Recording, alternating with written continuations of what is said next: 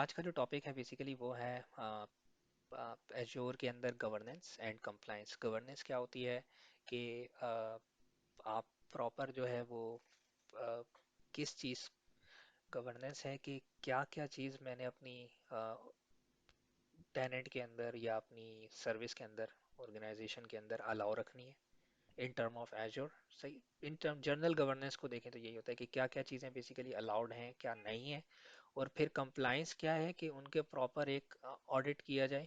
ठीक है, कि हाँ आए कि उन गवर्नेंस की जो पॉलिसीज़ हैं उनको फॉलो भी किया जा रहा है या नहीं किया जा रहा, तो क्या चीज़ें कंप्लाइंट हैं या नॉन कंप्लाइंट हैं। उस हिसाब से जो मेरी पॉलिसीज़ पे पूरा उतरती हैं वो कंप्लाइंट है, जो नहीं उतरती वो नॉन कंप्लाइंट है। एक जर्नल सी ये डेफिनेशन है। तो और दूसरा इसके अंदर एक्सेस भी आता है गवर्नेंस के अंदर कि हाँ किस किस को एक्सेस देना है किसको नहीं देना। सही है, और किसको क्या एक्सेस देना है। वही ऑथेंटिकेशन और ऑथराइजेशन की बात है, वो उसके अंदर आ जाती है। तो एजोर के अंदर बात करते हैं तो बेसिकली सब्सक्रिप्शंस एंड अकाउंट्स हैं, एजोर पॉलिसी है, और रोल बेस एक्सेस कंट्रोल, ये इस मॉड्यूल का पार्ट है जो गवर्नेंस और कंप्लायंस। सब्सक्रिप्शन और अकाउंट्स, जब आप साइन अप करते हैं, सही है, रिकॉर्डिंग मैंने स्टार्ट कर दी। जब आप साइन अप करते हैं तो आप सब्सक्रिप्शन अकाउंट बनता है आपके पास, सब्सक्रिप्शन डायरेक्टरी बनती है, सब्सक्रिप्शन बनती है और डायरेक्टरी बनती है।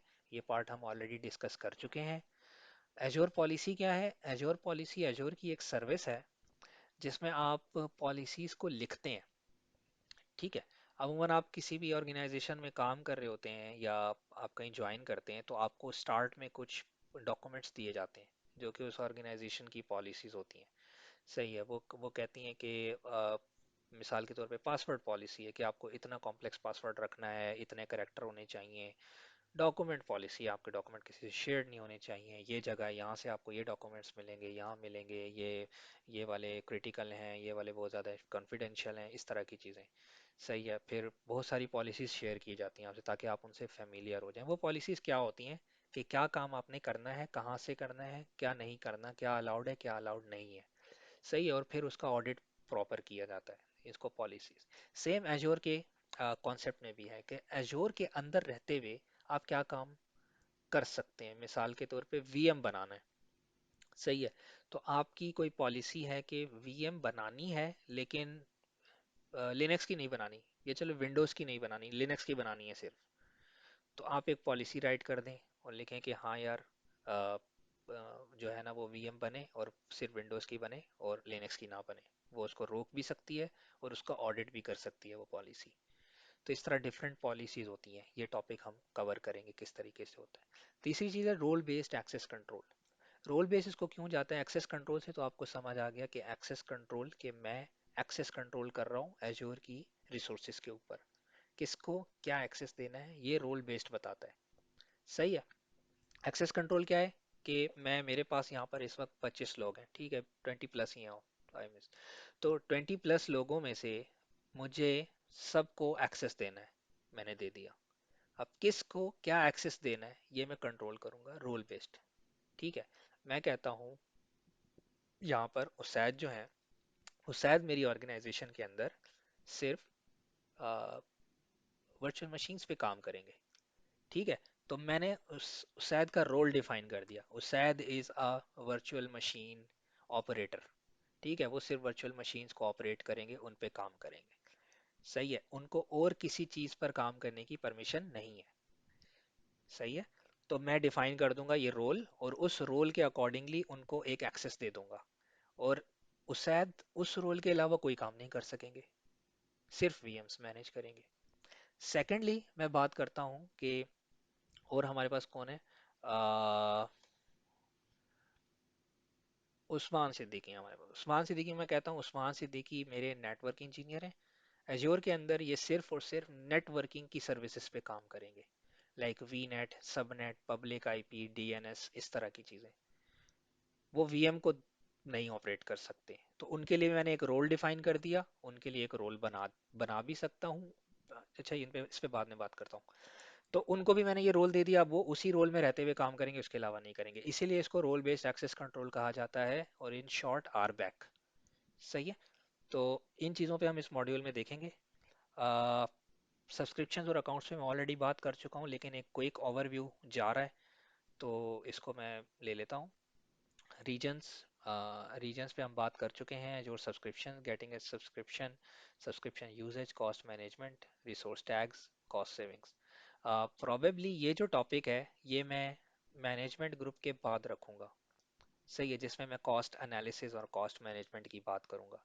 लेकिन क्विकली इन स्लाइड्स को देख लेते हैं कि इसमें हमारे पास क्या चीज़ इंपॉर्टेंट आ रही है। रीजन्स पे हम ऑलरेडी बात कर चुके हैं कि 50 प्लस रीजन, ठीक है, एक लेटेंसी डिफाइंड पैरामीटर के अंदर नेटवर्क है, डेडिकेटेड नेटवर्क कनेक्टेड है, वर्ल्ड वाइड 50 रीजन्स हैं, सही है, रीजन्स आर पेयर्ड और हाई अवेलेबिलिटी। ये सारी बात हम प्रीवियस स्लाइड्स में फंडामेंटल्स में कर चुके हैं, उसकी आप लोग रिकॉर्डिंग्स जो है वो देख सकते हैं। एजोर सब्सक्रिप्शन के बारे में हाल बता ज़रूर देख लेते हैं, इस पर भी मैं बात कर चुका हूँ। Logical unit of Azure service that is link to an Azure account, सही है। ये एक लॉजिकल यूनिट है एजोर सर्विसेज का। लॉजिकल यूनिट मींस कि एक यूनिट है जिसके अंदर आपकी एजोर की सर्विसेज हैं, सही है, और वो लॉजिकल है। लॉजिकल कैसे आपने इसको बनाया हुआ है, बाउंड्रीज की, तो आपको याद होगा हमने बाउंड्रीज की बात की थी, access boundaries, billing boundaries, environment boundaries. तो मैंने एक यूनिट बनाया, सही है, और मैंने कहा कि ये मेरा वो यूनिट है जो प्रोडक्शन का है और इसके अंदर सिर्फ प्रोडक्शन की सर्विसेज होंगी, और उसको मैंने नाम दे दिया प्रोडक्शन सब्सक्रिप्शन। राइट साइड पे अगर आप देख रहे हैं तो उस पे मैंने सिर्फ एक्सेस दिया प्रोडक्शन के लोगों को। फिर टेस्ट बनाई, टेस्ट को, तो ये वो लॉजिक है जो मैंने इसके ऊपर अप्लाई की। हर सब्सक्रिप्शन दूसरे से आइसोलेटेड होती है, सही है, यानी एक सब्सक्रिप्शन की रिसोर्सेज दूसरी सब्सक्रिप्शन से बात नहीं कर सकती, सही है, कुछ पता नहीं है, और एक्सेस भी अलग होता है। यहाँ पे आप देखें ये दो ब्राउन यूज़र हैं, ये तीन ऑरेंज यूज़र हैं, ये दो ग्रीन यूज़र हैं। तो ग्रीन वाले सिर्फ टेस्ट सब्सक्रिप्शन, जैसे अभी आप लोग हैं, तो मैं अगर आप लोगों को दिखाऊं तो पोर्टल पे, तो मैं तीनों सब्सक्रिप्शंस देख सकता हूँ, लेकिन आप लोग सिर्फ एक देख सकते हैं। क्यों? क्योंकि आप लोगों को मैंने एक्सेस उसी पे दिया है, मुझे तीनों का एक्सेस है। हो सकता है जिशान भाई हैं, जिशान भाई को भी तीनों नज़र आ रही होंगी। अकील है, अकील का इसमें पुराना एक्सेस है, आई थिंक अकील को भी ज़्यादा नज़र आ रही होंगी। तो इसमें समझ में आता है कि ये एक लॉजिकल यूनिट है जिस पे मैं सर्विसेज पे एक्सेस को लिमिट करता हूँ, ठीक है, और बताता हूँ कि हाँ यार इस चीज़ पे इसका एक्सेस है, इस चीज़ पे इसका एक्सेस है। फिर बाउंड्रीज हैं, पहले भी हम बाउंड्रीज पे बात कर चुके हैं। फिर आइडेंटिटीज कौन कौन सी मैं इसके ऊपर दे सकता हूँ, सही है, जैसे एजोर एक्टिव डायरेक्टरी है, तो ये एजोर एडी पे ट्रस्ट करती हैं सब्सक्रिप्शंस, ठीक है, ये सब्सक्रिप्शन एजोर एडी पे ट्रस्ट करती हैं, जो मैंने अभी आपको रिपीट किया था लास्ट क्लास का। तो उसमें ट्रस्ट का मतलब ये है कि इन पे, इस पे जिन लोगों को मैं एक्सेस दूंगा उनको एजोर एडी का पार्ट होना जरूरी है, एजोर एक्टिव डायरेक्टरी का। तो पहले मैं उनको एजोर एक्टिव डायरेक्टरी का पार्ट बनाता हूँ, फिर सब्सक्रिप्शंस पे एक्सेस देता हूँ। ये हो गया। फिर getting a subscription, enterprise agreement, resellers, partners, personal free account, ये सारी चीज़ें हम पहले डिस्कस फंडामेंटल्स में कर चुके हैं। एंटरप्राइज एग्रीमेंट ये क्या है, उसके रोल्स, रीसेलर्स क्या हैं जो क्लाउड प्रोवाइडर होते हैं, सही है, क्लाउड की चीज़ें लेकर फिर आगे कस्टमर्स को बेचते हैं। फिर पार्टनर्स क्या होते हैं, एमपीएन, सही है, विजुअल सब्सक्राइबर्स। फिर पर्सनल फ्री अकाउंट, आप अपना फ्री ट्रायल साइन अप करें। फिर ये वही सारी चीज़ें कि आपका include $200 credit 30 days free, pay as you go, charges you monthly, enterprise agreement, one agreement with discounts for new licenses and software assurance targeted at enterprise scale organization, जो बहुत बड़े स्केल की organizations होती हैं उनके लिए ये agreement होता है annual negotiated cost के ऊपर। तो ये सारी वो चीज़ें हैं जो हम अर्लियर क्लास में भी कर चुके हैं।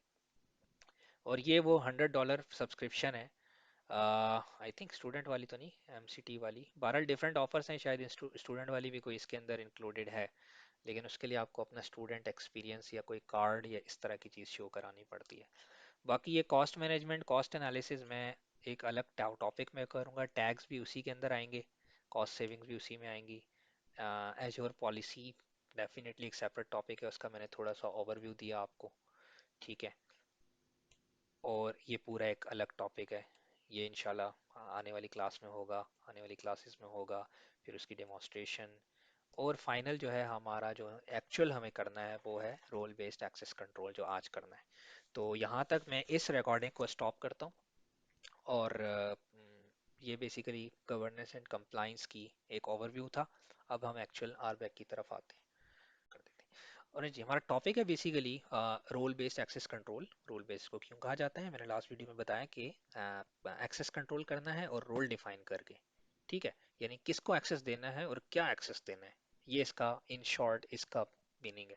और ये कौन डिसाइड करता है, रोल एक्चुअल बंदे का। जैसे मैंने आपको अभी थोड़ी देर पहले एग्जांपल दी थी, उस शायद का रोल मैं कहता हूँ कि सिर्फ वीएम्स के लिए है, तो मैं उनको सिर्फ वीएम्स पे एक्सेस दूंगा, ठीक है। और अगर उस्मान है, उनको सिर्फ नेटवर्किंग पे एक्सेस दूंगा, वो कुछ और काम नहीं कर सकेंगे, सही है। हर हर डोमेन की अलग सर्विसेज हैं, ये तो सब जानते हैं। जैसे मैंने आपको कहा कि तीन मॉड्यूल हैं हमारे, ये तीन डिफरेंट एरियाज हैं, जैसे कंप्यूट, स्टोरेज और नेटवर्किंग।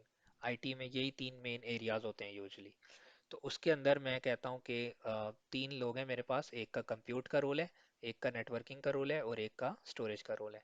तो जिसका जो रोल है उसको मैं वो एक्सेस दूंगा, वो दूसरा काम नहीं कर सकेगा।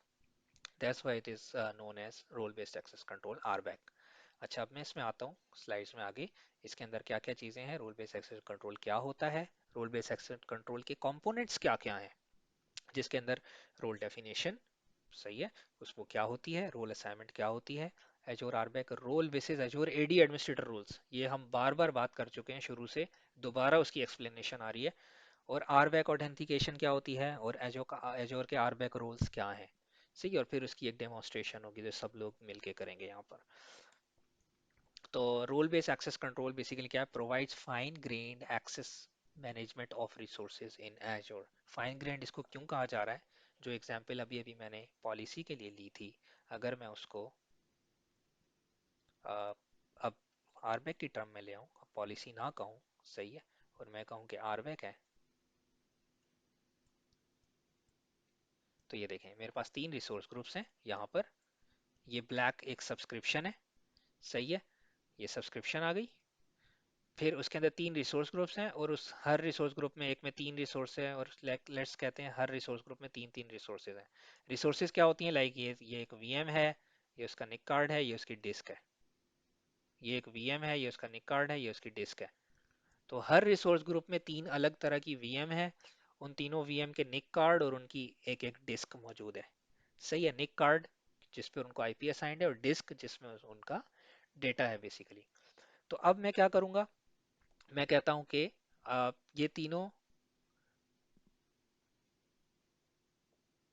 ओ एक मिनट, तो अब मैं बेसिकली बात जो कर रहा हूँ वो ये कह रहा हूँ कि तीन रिसोर्स ग्रुप्स हैं, ठीक है, और एक सब्सक्रिप्शन है, उसका तीन रिसोर्स, हर रिसोर्स ग्रुप में तीन तीन रिसोर्सेज हैं। अब ये एक वीएम है, एक उसका निक कार्ड है, ठीक है, और एक उसकी जो है वो क्या चीज़ है, उसका डिस्क है। अब मैं कहता हूँ तीन अलग लोग हैं, लाइक उसैद, उस्मान, सलमान, तीन लोग आ गए मेरे पास। मैं इन तीनों को अलग अलग वीएम देना चाहता हूँ। मैं नहीं चाहता कि उसैद सलमान की वीएम देखें, या तीनों एक दूसरे की वीएम देख सकें। मतलब एक बंदा अपनी ही वीएम सिर्फ देख सके, बाकी ना देख सके, ठीक है। यहाँ मुझे समझ में आता है स्कोप, सही है। अगर मैं तीनों लोगों को एक्सेस सब्सक्रिप्शन पे ग्रांट कर दूं, तो इसका मतलब है तीनों लोग तीनों मशीन्स देख सकते हैं। राइट नाउ आप सब लोगों को सब्सक्रिप्शन पे एक्सेस ग्रांटेड है, लेकिन मैं ऐसा नहीं चाहता। मैं चाहता हूं हर वीएम, एक वीएम, एक डिस्क और एक निक कार्ड, सही है। वीएम एक अलग रिसोर्स होती है, उस वीएम का निक कार्ड एक अलग रिसोर्स होती है, और डिस्क एक अलग रिसोर्स होती है। एक एग्जांपल ले रहा हूँ जनरल सी। अब मैं चाहता हूं कि हर बंदे का अपना एक्सेस हो, तो मैं क्या कहूँगा, वो रिसोर्स ग्रुप्स होंगे, तीन रिसोर्स ग्रुप्स हैं। तो मैं कहूँगा उसैद का रिसोर्स ग्रुप ये है, सही है, और सलमान का ये है, मुबशिर का ये है, ठीक है। तो इसका मतलब अब मैं इस स्कोप पे एक्सेस नहीं दूंगा, मैं अब एक्सेस दूंगा इस स्कोप के ऊपर, रिसोर्स ग्रुप पे। तो अब क्या होगा कि इस रिसोर्स ग्रुप के अंदर जितनी रिसोर्सेज हैं वो नजर आने लगेंगी। उसैद को सिर्फ उसैद की नजर आएंगी, मुबशिर को सिर्फ मुबशिर की रिसोर्सेज नजर आएंगी, और सलमान को सिर्फ सलमान की रिसोर्सेज नजर आएंगी, ठीक है। वो एक दूसरे का रिसोर्स ग्रुप भी नहीं देख सकते अगर उनको सब्सक्रिप्शन पे कोई एक्सेस नहीं है, सिर्फ रिसोर्स ग्रुप पे एक्सेस है, ठीक है। और फिर अगर मैं सिर्फ एक सिंगल रिसोर्स पर दे दूं एक्सेस, मिसाल के तौर पे तीनों यूजर्स को सिर्फ उनकी रिस्पेक्टिव वीएम्स पे एक्सेस दे दूं यहाँ पर, तो उन तीनों को सिर्फ वीएम नजर आएगी, उसका निक कार्ड और उसकी डिस्क नजर नहीं आएगी। तो आरपैक बेसिकली इतना फाइन ग्रेड होता है कि आप इस तरीके से VM is equal to virtual machine, आप इसको इस तरीके से बेसिकली ग्रांट कर सकते हैं, इसीलिए इसको फाइन ग्रेड कहा जा रहा है। Built on एजोर resource manager, एजोर resource manager पे बिल्ट है। एजोर रिसोर्स मैनेजर का मैं पहले भी आपसे जिक्र कर चुका हूँ, अगर नहीं किया तो मैं उसको रिपीट कर देता हूँ अभी। और segregate duties with in your team, segregate duties जैसे मैंने आपसे जिक्र किया, एक बंदे का रोल VM मैनेज करना है, एक का नेटवर्क मैनेज करना है, तो आप डिफरेंट जो है वो ड्यूटीज सबकी डिफाइन कर रहे हैं और उस हिसाब से आप उनको एक्सेस असाइन कर रहे हैं, तो वो बंदा उसी डोमेन में रहता हुआ काम कर रहा है। ठीक है। और grant only the amount of access to user that they need to perform their jobs. बिल्कुल, अगेन वही पार्ट कि आपको वही एक्सेस मिल रहा है सिर्फ जितना आपको चाहिए। लाइक शायद को मैं नेटवर्किंग का एक्सेस नहीं देना चाहता, तो शायद is only working on the VMs, वो नेटवर्किंग पे काम नहीं कर सकते। क्यों? क्योंकि मैंने उनको एक्सेस नहीं दिया, उनको जितना एक्सेस चाहिए था मैंने ग्रांट कर दिया, अब वो उतना काम कर रहे हैं। ठीक है, तो दिस हाउ कॉन्सेप्ट्स क्या क्या है इसमें। सही है, इसके कितने पार्ट होते हैं बेसिकली आरबैक के अंदर। आरबैक के अंदर एक होता है सिक्योरिटी प्रिंसिपल, वो ऑब्जेक्ट जिसको आपने एक्सेस देना है। अब वो एक ग्रुप भी हो सकता है, वो एक यूजर भी हो सकता है, और वो एक सर्विस अकाउंट भी हो सकता है। सर्विस अकाउंट कहते हैं, वो सर्विस अकाउंट बेसिकली एक आइडेंटिटी ही होती है। लाइक यूजर एक आइडेंटिटी है, ग्रुप एक आइडेंटिटी है। जैसे मैंने आप लोगों को ग्रुप को पूरे को एक्सेस दिया हुआ है। सही है। तो सर्विस अकाउंट क्या होता है? वो सर्विस अकाउंट जिसका पासवर्ड एक्सपायर नहीं होता, यूजली ऐसे अकाउंट को सर्विस अकाउंट कहा जाता है, या किसी सर्विस को रन करने के लिए यूज हो रहा है। मिसाल के तौर पे जब आपको एक्सेस करना है तो आप अपना आईडी पासवर्ड यूज करते हैं, लेकिन मिसाल के तौर पे एक एक स्क्रिप्ट है, एक पावर शेल का, उसको एजोर पे चलना है। सही है। तो वो आप एक सर्विस अकाउंट दे देंगे, आप अपना यूजर आईडी पासवर्ड उसको नहीं देंगे, तो वो स्क्रिप्ट जब उसको चलना होगा तो वो उस सर्विस अकाउंट को यूज करेगा।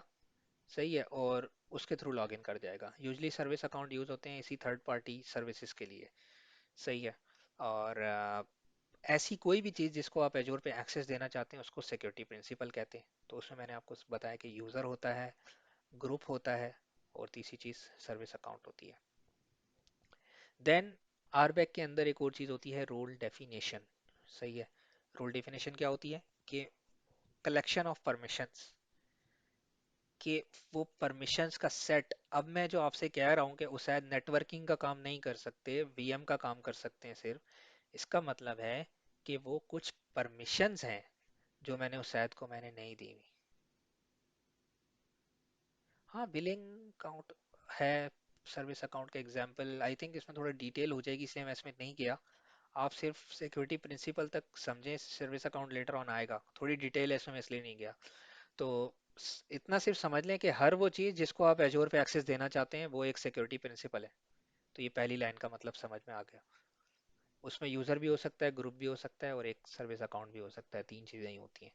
सर्विस अकाउंट क्या है कि हम लेटर ऑन देखेंगे एजोर के अंदर, जो हम सर्विस अकाउंट्स बनाते हैं वो कैसे बनाते हैं। सही। रोल डेफिनेशन, रोल बेसिकली जो आरबैक है वो एक सेट ऑफ परमिशंस होता है। तो अगर मैं किसी को सारी परमिशंस दे रहा हूँ, इसका मतलब वो ओनर है, एडमिन है। और अगर मैं उसमें से कुछ परमिशंस दे रहा हूँ, सिर्फ कंप्यूट की दे रहा हूँ, नेटवर्किंग की नहीं दे रहा, तो वो मैं एक रोल के थ्रू डिफाइन कर सकता हूँ, एक डेफिनेशन के थ्रू डिफाइन कर सकता हूँ। डेफिनेशन कैसी दिखती है अभी अगली स्लाइड में देखते हैं। फिर स्कोप, स्कोप वो है जो मैंने आपको अभी यहाँ बताया, ये बेसिकली स्कोप है। स्कोप सब्सक्रिप्शन हो सकता है, रिसोर्स ग्रुप हो सकता है, रिसोर्स हो सकता है।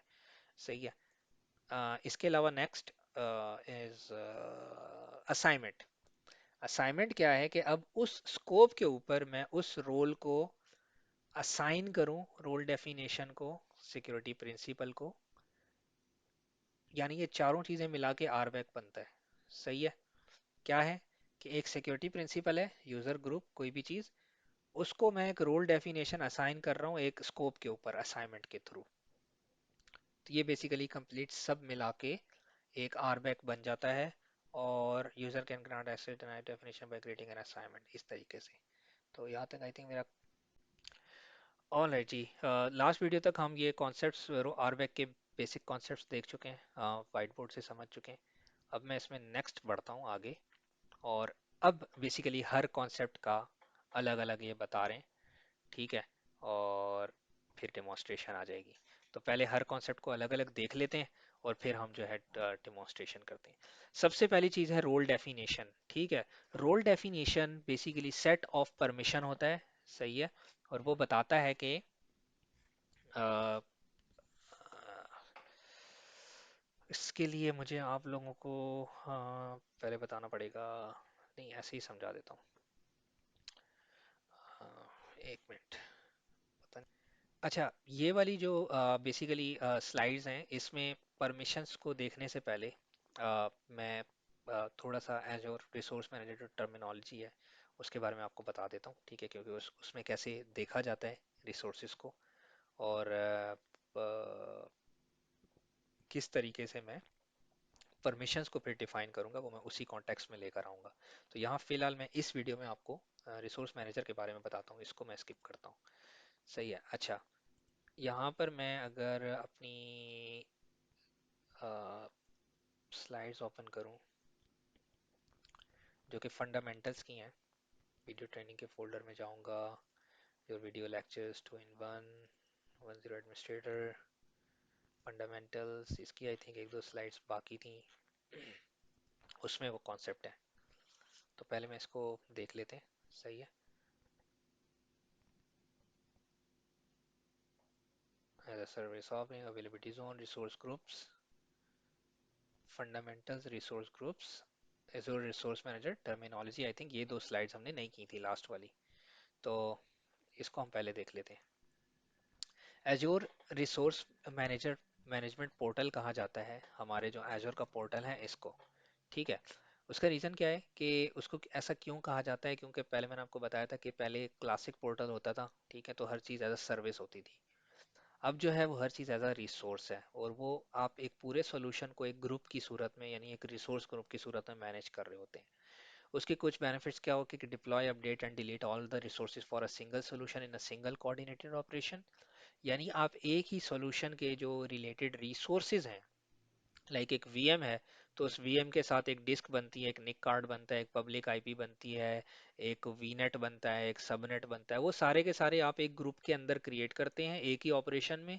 आप उनको एक साथ अपडेट भी कर सकते हैं, और एक साथ आप उनको डिलीट भी कर सकते हैं, ये ग्रुप की सूरत में जब हो रहा होता है तो। सही है। अदरवाइज अगर ये ग्रुप में नहीं होता तो थोड़ा डिफिकल्ट हो जाता मैनेज करना। इसके बाद फिर वो कहते हैं कि आप उसमें सिक्योरिटी, ऑडिटिंग और टैगिंग फीचर्स जो है वो आप इसके ऊपर इजीली इनेबल कर सकते हैं। सिक्योरिटी, ऑडिटिंग, अभी मैंने आपसे स्कोप लेयर पे आपको बताया था कि जब हम स्कोप पे काम कर रहे होते हैं तो सिक्योरिटी मींस एक्सेस कंट्रोल, और ऑडिटिंग मींस पॉलिसी, सही है। और टैगिंग भी। टैगिंग क्या होता है, रिसोर्सेज को टैग करना कि हाँ ये रिसोर्स किस से बिलोंग करता है, किस डिपार्टमेंट का है,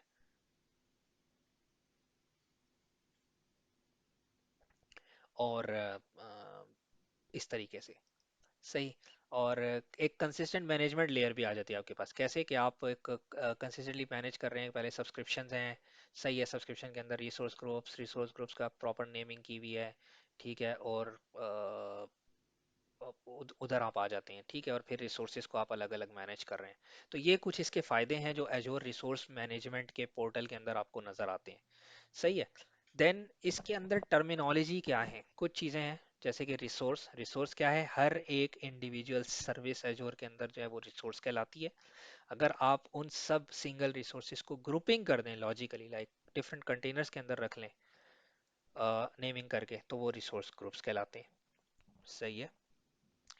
फिर हर रिसोर्स को एजोर के अंदर एक प्रोवाइडर डिलीवर कर रहा होता है, सही है। उसको रिसोर्स प्रोवाइडर कहा जाता है।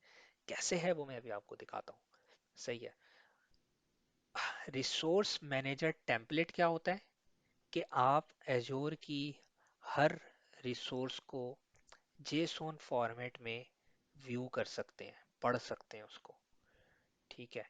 और अगर आप उसको जेसोन फॉर्मेट में पढ़ सकते हैं, तो आप उसको JSON फॉर्मेट में डिप्लॉय भी कर सकते हैं। तो वो डिप्लॉय करने का जो टेम्पलेट होता है या जो राइटिंग होती है वो बेसिकली रिसोर्स मैनेजर टेम्पलेट कहलाती है। आप JSON में कैसे पढ़ सकते हैं इसको, ये भी अभी बताता हूँ आपको, दिखाता भी हूँ इनफैक्ट। ठीक है। अच्छा, देन इस रिसोर्स मैनेजर टेम्पलेट को डिक्लेरेटिव सिंटैक्स कहा जाता है। डिक्लेरेटिव शॉर्ट, मैं अभी इसके आंसर्स भी करता हूँ आपको। डिक्लेरेटिव सिंटैक्स क्या होता है कि आप किसी चीज़ की एंड स्टेट बता देते हैं कि हाँ मुझे ये चाहिए। तो आप उस टेम्पलेट में डिफाइन कर दें कि हाँ मुझे एक VM चाहिए, उसकी ये IP हो, इतना साइज हो, इतनी डिस्क हो, और वो बन जाए। तो आपने एक एंड स्टेट बता दी उस टेम्पलेट में। और जब आपने उसको डिप्लॉय किया, सही है, ये एक जेसोन की लैंग्वेज में लिखा हुआ टेम्पलेट होता है। जेसोन एक प्रोग्रामिंग लैंग्वेज है। तो वो एक बेसिकली एक टेम्पलेट होता है एक पूरा, जिसको आपने एक तरह का आप कह लें स्क्रिप्ट टाइप का या कोड टाइप की चीज़ है वो जेसोन के अंदर, वो आपने लिखी और इसमें आप बता रहे हैं कि हाँ जब ये चले तो ये बन जाए एजोर के अंदर। सही है, तो इसलिए उसको डिक्लेरेटिव सिंटैक्स कहा जा रहा है। और फाइनली हर रिसोर्स की एजोर के अंदर एक रिसोर्स आईडी होती है, जो कि उसका पूरा पाथ मुझे बता रही होती है कि हाँ बेसिकली रिसोर्स कहाँ से बिलोंग करती है और कहाँ रखी हुई है। उसी के अंदर मैं रिसोर्स प्रोवाइडर और रिसोर्स टाइप निकालूंगा। एग्जाम्पल्स नीचे हैं, लेकिन मैं आपको पोर्टल से ये एग्जाम्पल लेकर दिखाता हूँ। मैं एजोर पोर्टल में आता हूँ, मैं सब्सक्रिप्शन को सिलेक्ट करता हूँ। सही है, आप लोग भी सिलेक्ट करें। आप लोग रिसोर्स ग्रुप्स पे क्लिक करें। आप लोग मे बी ये अथर वाला जो रिसोर्स ग्रुप है इसी को सिलेक्ट कर लें। और अच्छा, इसमें कुछ नहीं है, अयाज वाला कर लें। इसके अंदर एक नेटवर्क सिक्योरिटी ग्रुप है। सही है, ये नेटवर्क सिक्योरिटी ग्रुप है। इसकी प्रॉपर्टीज पे क्लिक करें और इसकी प्रॉपर्टीज में एक रिसोर्स आईडी होगी। हर रिसोर्स की प्रॉपर्टीज में एक रिसोर्स आईडी होती है। इसको अगर आप उठा के इसको अगर पेस्ट करते हैं ना यहाँ पर, तो आपको पता चलेगा कि ये बेसिकली एक पाथ है। यानी आप हर स्लैश को यहाँ से हर 2 स्लैश के बाद अगर करें ना नीचे, तब आपको समझ में आ जाएगा कि ये है क्या। बेसिकली रिसोर्स आईडी क्या बताती है कि ये एक नेटवर्क सिक्योरिटी ग्रुप है। उसका नाम है Ayaz test SG security group.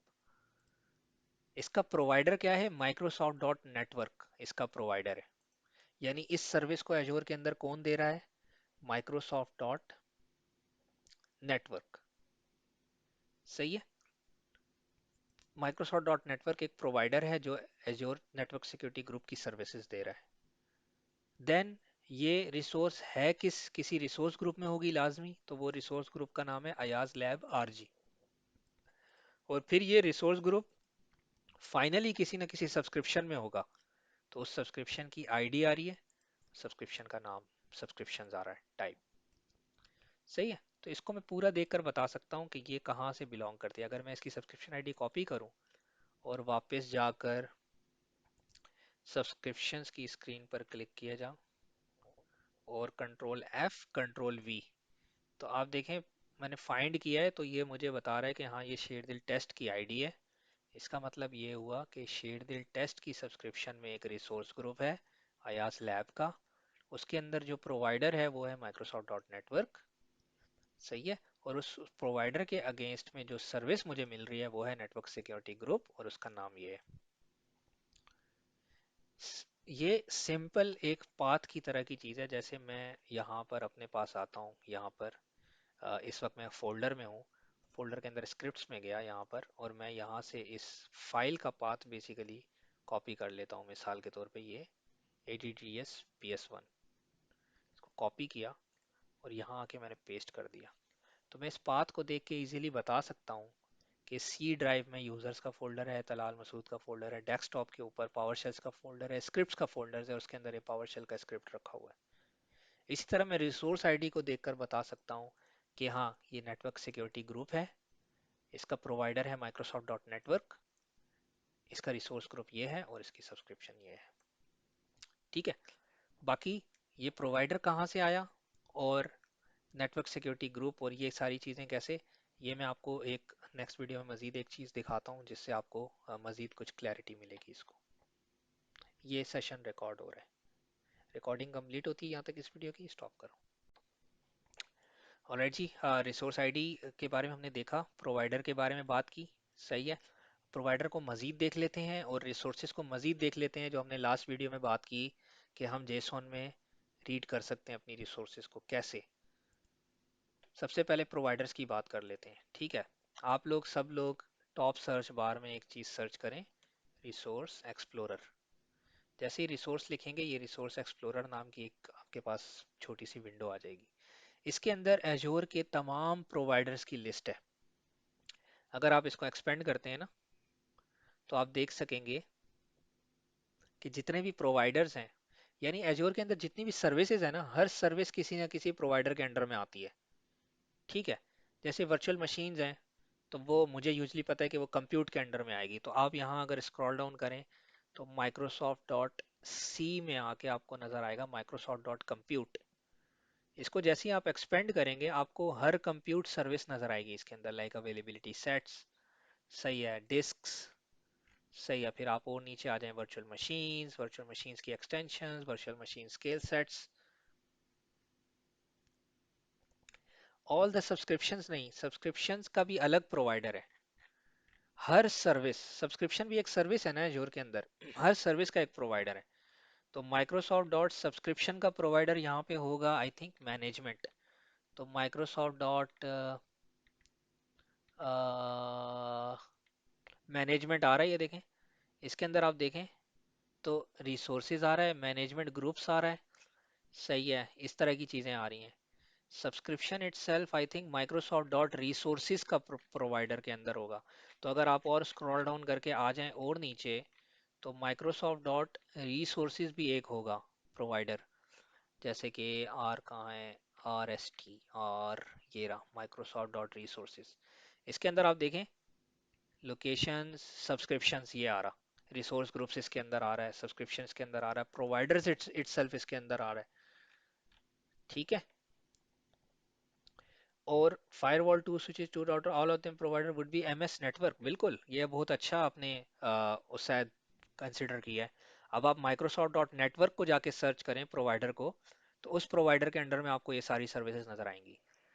मतलब ये वो नहीं है, ये जस्ट एक आपको लिस्ट दे रहा है कि हाँ, हम हर सर्विस को प्रोवाइडर के अंडर में डिलीवर करते हैं, और हर सर्विस का प्रोवाइडर है। यूजली ये कैटेगरी में ही पता चल जाता है। जैसे उसैद ने बिल्कुल सही आइडेंटिफाई किया कि जो फायरवॉल है या वीनेट है, वो सब इसके अंडर आएगा। तो आप ये देखें, एजोर फायरवॉल नज़र आ रहा है आपको माइक्रोसॉफ्ट डॉट नेटवर्क के under. Application gateway, DNS zones, फिर डीएनएस जोन्स के record like DNS zone slash A record, C name record, MX record. ठीक है। फिर एक्सप्रेस राउट के सर्किट्स, फिर Front Door, local network gateway, हर नेटवर्क की सर्विस इसके अंडर आएगी। P A U means Palo Alto is a different product. ठीक है। पालो अल्टो एक थर्ड पार्टी प्रोडक्ट है। वो प्रोवाइडर शायद इसके अंडर ना हो। इसके अंदर थर्ड पार्टी प्रोवाइडर ज़रूर हैं। जैसे आप देख सकते हैं 84 कोड्स, या कॉनेक्स लिंक, या लिव अरेना, मेल जेट, इस तरह की चीज़ें नज़र आ रही हैं, लेकिन पालो अल्टो शायद नहीं है इसके अंदर। सेंड ग्रिड है इसके अंदर, वेंडिक्सो है, बहुत कम है। बाकी सारे माइक्रोसॉफ्ट के प्रोवाइडर हैं। ठीक है। तो ये आप यहाँ के लिस्ट देख सकते हैं। आप लोगों का जो ज़्यादातर वास्ता पड़ेगा, वो प्रोवाइडर्स आप लिख लें। कौन कौन से प्रोवाइडर्स हैं? सबसे पहले लिखें माइक्रोसॉफ्ट डॉट मैनेजमेंट। ठीक है, बल्कि मैं यहाँ लिख लेता हूँ, या इनफैक्ट मैं वीडियो पॉज कर। ऑल राइट जी, यहाँ तक मैंने आप लोगों को प्रोवाइडर्स दिखाए हैं, और हर प्रोवाइडर के अंदर क्या क्या सर्विसेज हैं वो आप देख सकते हैं इस स्क्रीन पर। साथ ही साथ मैंने आपको इम्पोर्टेंट ये वाले Microsoft dot resources, management, authorization, compute, network बता दिया कि हर प्रोवाइडर के अंदर क्या क्या इंपॉर्टेंट सर्विस है। और आप लोगों इसी को फिलहाल जो है ना, देखें, इन इन प्रोवाइडर्स को, ये ज़्यादा नज़र में आएंगे आपको। अब ज़रा आगे बढ़ते हैं। और मैं जो बात कर रहा था, अब आपको ये रिसोर्स आईडी समझ में आ गई होगी। इसके अंदर तीन चीज़ें हैं रिसोर्स आईडी के अंदर। एक रिसोर्स टाइप। रिसोर्स टाइप क्या होती है? Microsoft dot compute slash virtual machines. तो यानी अगर मैं प्रोवाइडर को और उस रिसोर्स की टाइप को मिला दूं, तो वो पूरी एक रिसोर्स टाइप बन जाती है। यानी वर्चुअल मशीन मुझे कौन दे रहा है? Microsoft dot compute. और उसमें क्या चीज़ दे रहा है Microsoft dot compute slash virtual machines. तो ये पूरी रिसोर्स टाइप बन गई मेरी। तो मैं देख कर बता सकता हूँ कि हाँ ये प्रोवाइडर माइक्रोसॉफ्ट डॉट कंप्यूट है, और ये पूरी टाइप क्या दे रहा है, वर्चुअल मशीन, और उसका नाम एंड में आ गया। तो अभी इस लास्ट स्लाइड के बाद आप में से हर जो स्टूडेंट है, क्या वो कंफर्टेबल है कि वो रिसोर्स आईडी देखकर बता सकता है कि ये क्या चीज़ है? तो ठीक है जी, तो यहाँ तक मैंने वीडियो जो लास्ट पॉज के अंदर रिज्यूम किया, तो इसमें मैंने आपको बेसिकली रिसोर्स आईडी का स्ट्रक्चर बताया है। ठीक है, और कि रिसोर्स प्रोवाइडर क्या होता है, रिसोर्स टाइप क्या होती है, और रिसोर्स आईडी क्या होती है, ये तीन चीज़ें बेसिकली आपने देखी। अब मैं वो बात करता हूँ कि आप एक रिसोर्स को जेसॉन में कैसे देख सकते हैं।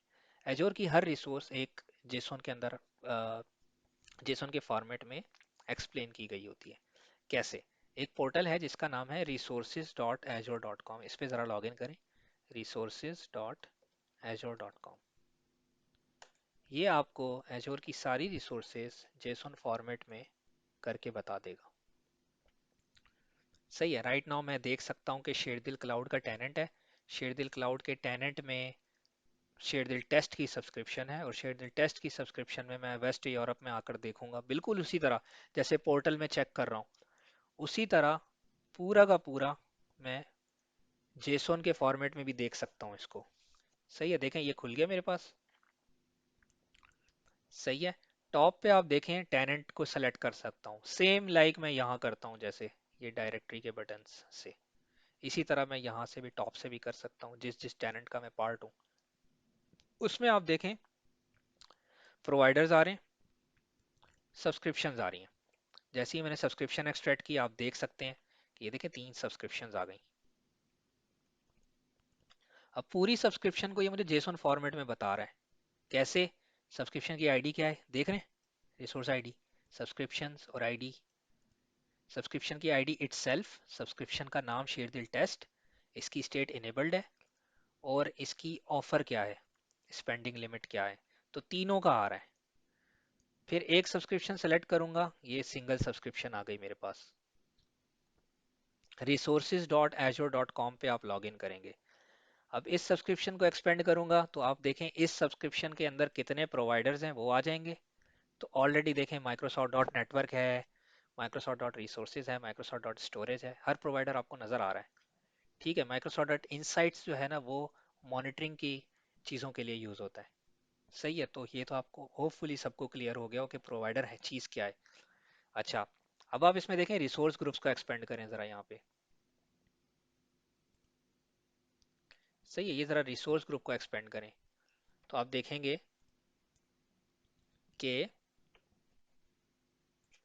ठीक है, मैंने एक्सपेंड किया रिसोर्स ग्रुप्स को, मैंने वेस्ट यूरोप के रिसोर्स ग्रुप को एक्सपेंड किया, और अब इसके अंदर पोर्टल में मैं देख सकता हूँ कि एक ही रिसोर्स है ना, ये देखें स्टोरेज अकाउंट। तो मुझे जेसोन के अंदर भी यही नज़र आ रहा है कि एक रिसोर्स है, उसकी आईडी नज़र आ रही है, उसकी टाइप नज़र आ रही है, सब लोग देख सकते हैं। सही है, उसका लोकेशन नज़र आ रही है, उसकी काइंड क्या है, और उसका नाम क्या है। समझ में आई ये पॉइंट? तो आप हर रिसोर्स को देख सकते हैं। फिर आप कहें कि मैं इस रिसोर्स ग्रुप के अंदर प्रोवाइडर कितने हैं, तो देखें 2 प्रोवाइडर हैं, एक माइक्रोसॉफ्ट डॉट रिसोर्सेज, वो तो लाजमी होगा क्योंकि उसमें डिप्लॉयमेंट्स आ रही हैं जो आपने डिप्लॉयमेंट की है, और एक माइक्रोसॉफ्ट डॉट स्टोरेज, तो उसमें नज़र आ जाएगा कि हाँ यार स्टोरेज अकाउंट्स हैं इसके अंदर, और कौन सा स्टोरेज अकाउंट है उसका पूरा नक्शा ये देखें बना हुआ। उसके अंदर डिफ़ॉल्ट एक्शन अलाउ है। सही है, प्रॉपर्टीज़ के अंदर है जो सर्विसेज। ठीक है, इसके अंदर आप सपोर्ट HTTPS ट्रैफिक ट्रू हुआ हुआ है। वो क्या होता है, ये कॉन्फ़िगरेशन में मैं देख सकता हूँ कि आप देखें इसके अंदर सिक्योर ट्रांसफ़र इनेबल्ड, इसका मतलब है HTTPS ट्रैफिक इनेबल हुआ हुआ है। तो आप जेसॉन में देख सकते हैं कि सपोर्ट HTTPS ट्रैफिक ट्रू हुआ हुआ है। तो पूरा नक्शा जो है ना इसका जेसॉन में आप देख सकते हैं। इट मीन्स एजोर की जितनी रिसोर्सेज हैं वो आप अगर जेसॉन में उसको डिस्क्राइब कर सकते हैं, तो इसका मतलब है आप जेसॉन में बना भी सकते हैं, उसको क्रिएट भी कर सकते हैं। तो वो जो टेम्पलेट होता है ना, वो कुछ भी नहीं होता, वो बस ये सारा स्ट्रक्चर लिखा हुआ होता है। ठीक है, तो आप बजाय उसको फिर आप रीयूजेबल होता है वो, आप उसमें लिखते हैं, बार बार यूज करते हैं, बनाने की जरूरत नहीं पड़ती, बस टेम्पलेट को डिप्लॉय करते रहते हैं और दूसरे इन्वायरमेंट्स में ले जाके बना सकते हैं। ठीक है, तो यहाँ तक आई थिंक मैं इसकी रिकॉर्डिंग, ये वीडियो कंप्लीट होने वाली है, तो होपफुली क्लियर हो। स्टार्ट। जी, लास्ट वीडियो तक मैं आप लोगों को बेसिकली रिसोर्स मैनेजर टर्मिनोलॉजी और ये चीज़ें बता चुका हूँ। वो रोल डेफिनेशंस के लिए ज़रूरी था। क्यों? क्योंकि रोल डेफिनेशन के अंदर जो परमिशंस हैं वो रिसोर्स मैनेजर टर्मिनोलॉजी में लिखी हुई होती हैं। कैसे? जैसे आपको मैं अगर लास्ट दिखाऊं, ये देखें कि एजोर के जो रोल्स हैं वो एजोर रिसोर्स मैनेजर पे बिल्ड हुए हुए होते हैं। सही है, तो उसको समझने के लिए बेसिकली रिसोर्स मैनेजर टर्मिनोलॉजी समझ में आनी चाहिए कि हाँ, जेसोन में किस तरीके से एजोर की जो चीज़ें हैं वो आप व्यू कर सकते हैं, ठीक है, और उनको देख सकते हैं, और अब परमिशंस कैसे देख सकते हैं। अच्छा, रोल डेफिनेशन क्या होती है? रोल डेफिनेशन एक, आप कह लें, एक रोल होता है। सही है, और उसके अंदर परमिशन डिफाइन होती हैं। सही है, अगर मैं कहूँ कि एजोर के अंदर किए जाने वाला हर काम एक परमिशन के अकॉर्डिंग है। सबसे पहले तो आप परमिशंस का बेसिक स्ट्रक्चर देखें। किसी भी परमिशंस का आईटी के अंदर बेसिक स्ट्रक्चर क्या होता है? Read, right, delete. ये तीन चीजें होती हैं। सब होपफुली ज्यादातर लोग एग्री करें, और सब लोग समझते भी हैं कि ये क्या चीजें हैं। सही है। और रीड, रीड का मतलब है परमिशन सिर्फ रीड करने की, ठीक है। राइट का मतलब है राइट करने की, और डिलीट का मतलब है डिलीट करने की। अगर मैं हर रिसोर्स टाइप पे ये चीजें लिख दूं, मिसाल के तौर पे ये मैंने रिसोर्स टाइप उठाई, ये लिखा, और इसके आगे मैंने लिख दिया रीड, कोई बता सकता है ये क्या परमिशन बन गई?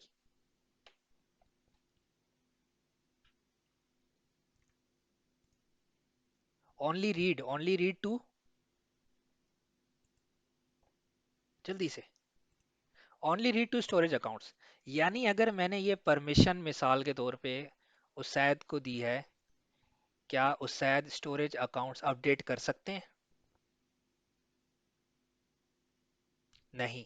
क्यों? क्योंकि सिर्फ रीड कर सकते हैं। अब मैं कहता हूं एक और परमिशन मैंने साथ अटैच कर दी इसके,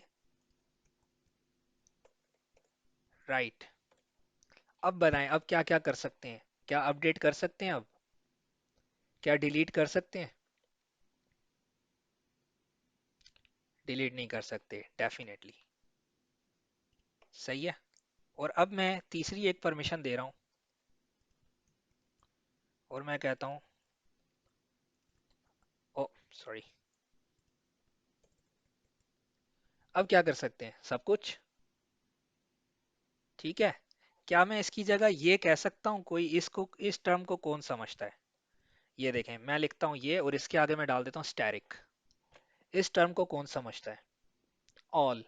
क्योंकि एक वाइल्ड कार्ड है। वाइल्ड कार्ड का एक बेसिकली आपको छोटी सी एग्जांपल दे दूं, मिसाल है वाइल्ड कार्ड की, कि जैसे यहाँ पे तीन तरह की है ना, यानी स्टोरेज अकाउंट तक का सारा स्ट्रिंग सेम है, लेकिन उसके आगे तीन चीजें आ रही है, रीड, राइट, डिलीट। तो अगर इसकी जगह मैं स्टैरिक लिख दूं ना, तो स्टैरिक का मतलब है कि ये सारी चीजों को, इसके आगे कुछ भी हो, इट डजेंट मैटर। तो अगर मैं किसी चीज पर फुल एक्सेस देना चाहता हूं, तो मैं यूजली वहां पे स्टैरिक यूज कर लेता हूँ। अब एक चीज और देखें। सही है। आ, मैं यहाँ पर कहता हूँ कि मेरे पास एक प्रोवाइडर है, Microsoft dot compute slash virtual machines. सही है। इसको मैंने कॉपी किया, नीचे पेस्ट कर दिया दोबारा, और वर्चुअल मशीन्स की जगह मैंने कर दिया डिस्क्स। ये भी कंप्यूट का है। अब मुझे ये बता दें कि और भी कंप्यूट के बहुत सारे प्रोवाइडर हैं, आप देख चुके हैं रिसोर्स एक्सप्लोरर में। इसका मतलब क्या है? और इसका मतलब क्या है? और Microsoft dot compute slash asterisk का मतलब क्या है?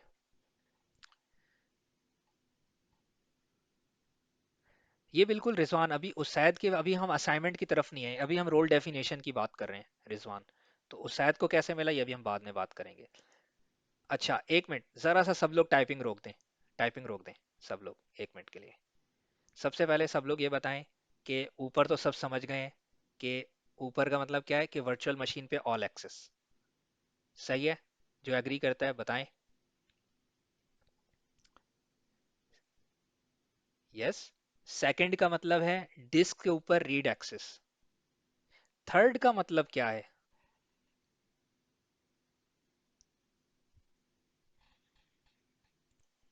ठीक है, इसका मतलब है लास्ट वाले का कि कंप्यूट प्रोवाइडर की जितनी सर्विसेज हैं जिसमें इंक्लूडेड हो वर्चुअल मशीन हो, डिस्क हो, अब वो आप जाके पोर्टल पे देख लें कि कंप्यूट के अंडर में क्या क्या आता है। हर उस चीज पे हर एक्सेस मिल गया। ठीक है। अब एक और चीज देखें मजे की, मैं इसके आगे स्लैश लगा के अगर मैं लिख दूं रीड, इसका मतलब कौन बताएगा? ये थोड़ा और इंटरेस्टिंग है।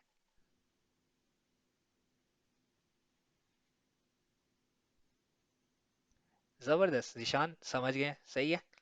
यानी रीड किस पर? ऑल वीएम्स पे नहीं Salman, all compute resources. Compute मतलब डिस्क्स, वीएम्स, हर चीज जो कंप्यूट के प्रोवाइडर में आती है। आप देख सकते हैं जाके यहाँ पर रिसोर्स एक्सप्लोरर में आए। सॉरी, कहाँ गया? पोर्टल पे लिखें रिसोर्स एक्सप्लोरर। ठीक है। यानी आप ये बताएं सब लोग कि आप लोग अब मैं अगर आपको कोई रोल डेफिनेशन दिखाऊं, सही है, तो आप उसमें मुझे देखकर बता देंगे कि क्या परमिशन है। ठीक है। कोई भी अगर मैं रोल डेफिनेशन आप लोगों को दिखाता हूँ तो आप लोग इजीली देखकर बता सकते हैं कि क्या परमिशन है। उसकी एग्जांपल ले लेते हैं। कंट्रीब्यूटर का रोल जो किसी भी सब्सक्रिप्शन में होता है। यहाँ देखें, कोई भी रोल डेफिनेशन बेसिकली उसमें तीन इंपॉर्टेंट पार्ट होते हैं: एक्शंस, नॉट एक्शंस, और assignable scopes. Data actions is a bit, I think मुझे इसको थोड़ा एक्सप्लोर करना है। असाइनेबल स्कोप्स के हाँ कहाँ कहाँ ये रोल एग्जिस्ट कर सकता है या कहाँ कहाँ असाइन हो सकता है। सही है। Actions, not actions. Resource explorer अभी नहीं देख रहे हम क्योंकि हम देख चुके हैं, लेकिन बताने का मकसद ये था सलमान के ऑल कंप्यूट रिसोर्सेज, यानी जितनी भी कंप्यूट की रिसोर्सेज हैं जैसे virtual machine, disk, images, availability set, हर किसी पे रीड एक्सेस। कौन मुझे बता सकता है कि ये क्या परमिशन है एक्शंस के अंदर?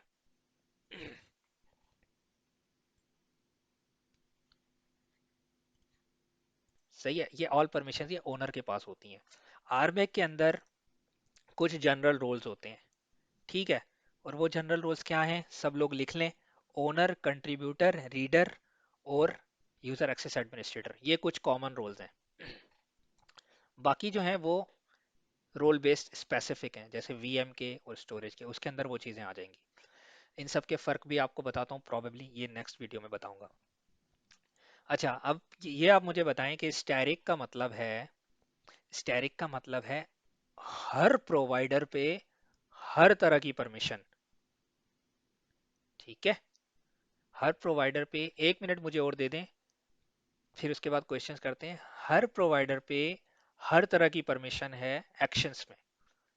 ठीक है। लेकिन अगर आप नॉट एक्शंस में कोई चीज डिफाइन कर दें तो वो ओवरलैप कर जाती है। उसका मतलब होता है सिवाय इसके ये है। ठीक है, इसीलिए नॉट एक्शन डिफाइन किया गया। किस लिए, वजह क्या है उसका? मिसाल के तौर पे कोई ऐसा बंदा है जिसको आप हर एक्सेस देना चाहते हैं लेकिन एक नहीं देना चाहते, तो वो आप नॉट एक्शन में डिफाइन कर देंगे। ठीक है। Cool Usaid. सही है। अब मिसाल के तौर पे कंट्रीब्यूटर का रोल है। कंट्रीब्यूटर का रोल मुझे पता है इन जनरल क्या करता है, कि हर तरह का काम कर सकता है। मैं कह नहीं रहा था आपसे जब मैं आपको एक्सेस दे रहा था कि कंट्रीब्यूटर सब कुछ कर सकता है, सिर्फ दूसरों को ऐड नहीं कर सकता। सही है। तो दूसरों को ऐड करने का काम कौन सा प्रोवाइडर देता है? कौन बताएगा? मतलब दूसरों को जो ऐड करने की सर्विस है, जाके रोल असाइनमेंट, वो किस प्रोवाइडर के अंडर में आती है? नहीं नहीं नहीं नहीं, माइक्रोसॉफ्ट डॉट ऑथराइजेशन। सही है। एक मिनट यहाँ कमेंट रोकें अपने, मैं यहाँ। तो कंट्रीब्यूटर के पास जो परमिशंस हैं वो ये कहती हैं कि वो सब कुछ कर सके लेकिन ऑथराइजेशन को ना डिलीट कर सके ना राइट कर सके। इसका मतलब ये नहीं कि सिर्फ रोल असाइनमेंट्स, पॉलिसीज पर भी रिस्ट्रिक्ट हो जाएगा वो। जो जो सर्विस ऑथराइजेशन के प्रोवाइडर के अंडर में आ रही है उसको रोक देगा। रीड कर सकेगा, राइट डिलीट नहीं। ऑनलाइन जी, नेक्स्ट रिकॉर्डिंग मैंने स्टार्ट की है और लास्ट वीडियो रिकॉर्डिंग तक हम एजी रोल डेफिनेशन बेसिकली समझ चुके हैं। सही है। आगे रोल असाइनमेंट्स तक बढ़ने से पहले हम थोड़ी सी प्रैक्टिस करेंगे। एजोर एडी के अंदर एक यूज़र क्रिएट करेंगे, कैसे क्रिएट करते हैं, और उस यूज़र को फिर हम आरबैक असाइन करेंगे अपने डिफरेंट रोल के साथ। ठीक है, तो लेट्स से कैसा लगता है। तो सब लोग जो हैं वो लॉगिन कर चुके हैं पोर्टल पे। पोर्टल पे लॉगिन करने के बाद सब लोग सेलेक्ट करें एजोर एक्टिव डायरेक्टरी, क्योंकि जब मैं बात कर रहा हूँ न्यू यूज़र क्रिएट करने का, तो नया यूज़र आपको पता है या तो एजोर एक्टिव डायरेक्टरी के अंदर इनवाइट होगा या क्रिएट होगा। सही। तो सब लोग यूज़र्स को सिलेक्ट करें। प्रोबेबली सब लोग यूज़र एडमिनिस्ट्रेटर हैं। क्या सब लोगों के पास न्यू यूज़र का जो ये आइकन है ये डिसेबल्ड है या इनेबल्ड है? आई थिंक कोई एक आंसर कर दे, सबका वही होगा आई थिंक। एक्सेस इनेबल्ड है, इसका मतलब आप न्यू यूज़र क्रिएट कर सकते हैं। सही। तो न्यू यूज़र पे क्लिक करें। अब आप देखें जब आप न्यू यूज़र बना रहे हैं तो इसका जो डोमेन है वो सेलेक्ट हो रहा है, या तो डिफ़ॉल्ट डोमेन। जब उस्मान भाई ने अकाउंट डायरेक्टरी साइन अप की थी तो मैंने आपको बताया था कि डिफ़ॉल्ट डोमेन जो होता है डायरेक्टरी का वो ऑन माइक्रोसॉफ्ट डॉट कॉम करके होता है। ठीक है, तो Usman V C P Outlook dot on Microsoft dot com.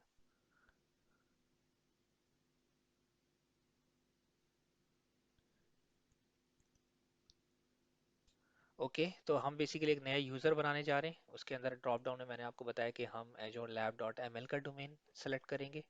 ठीक है, ये एक वेरीफाइड डोमेन मैंने ऐड कराया हुआ है। और तलाल डॉट बैच 8, ताकि बाद में मुझे रिमूव करने में जो है ना वो आसानी हो। तो ये काम बेसिकली मैं कर रहा हूँ। ठीक है, और अब मैं जो इसका नाम है वो दे देता हूँ, तलाल बैच 8। ठीक है, ये हम इसलिए प्रैक्टिस ये वाली कर रहे हैं कि जो आर बैक की जो बेसिकली लैब है ना आगे आने वाली, उसके अंदर हम इस नॉर्मल यूज़र को यूज़ कर सकें। ठीक है। अब तलाल बैच 8 के नाम से बना दिया, इसी तरह आप लोग भी अपना यूज़र बना लें। ठीक है। अ, इसके साथ एक और वो भी लगाना चाहिए, एक 8 के आगे आप लोग एन लगा दें। एन का मतलब है नॉर्मल यूज़र। आपका अपना जीमेल तो बेसिकली क्या है, एडमिन अकाउंट है ना। तो आप ज़रा तलाल बैच 8 एन कर दें। तो जैसे उसैद बनाएंगे तो उसैद बैच 8 एन। आसानी उससे ये होगी कि डिस्प्ले नेम के मुझे पता चल जाएगा कि यार बैच 8 का यूज़र है और एक नॉर्मल यूज़र है ये, इसको कोई एडमिन एक्सेस नहीं है। सही है। तो आप उसको डिफरेंट एक्सेस दे दे के लॉगिन करके फिर चेक करेंगे कि हाँ जब मैं डिफरेंट आर बैक देता हूँ तो यूज़र को क्या नज़र आता है। ठीक। तो सब लोग इस तरीके से क्रिएट कर लें अपने नाम के साथ बैच 8 एन करके। फिर आपको पासवर्ड ऑटो जनरेट लेना है या आप खुद क्रिएट करना चाहते हैं। तो मैं कहता हूँ लेट मी क्रिएट, या मैं कहता हूँ ऑटो जनरेट, और मैं शो पासवर्ड करके कॉपी करता हूँ इसको और अपने पास यहाँ पेस्ट कर लेता हूँ। ठीक है, और आप अपना क्रिएट करना चाहते हैं तो कर लें नॉर्मल सा पासवर्ड।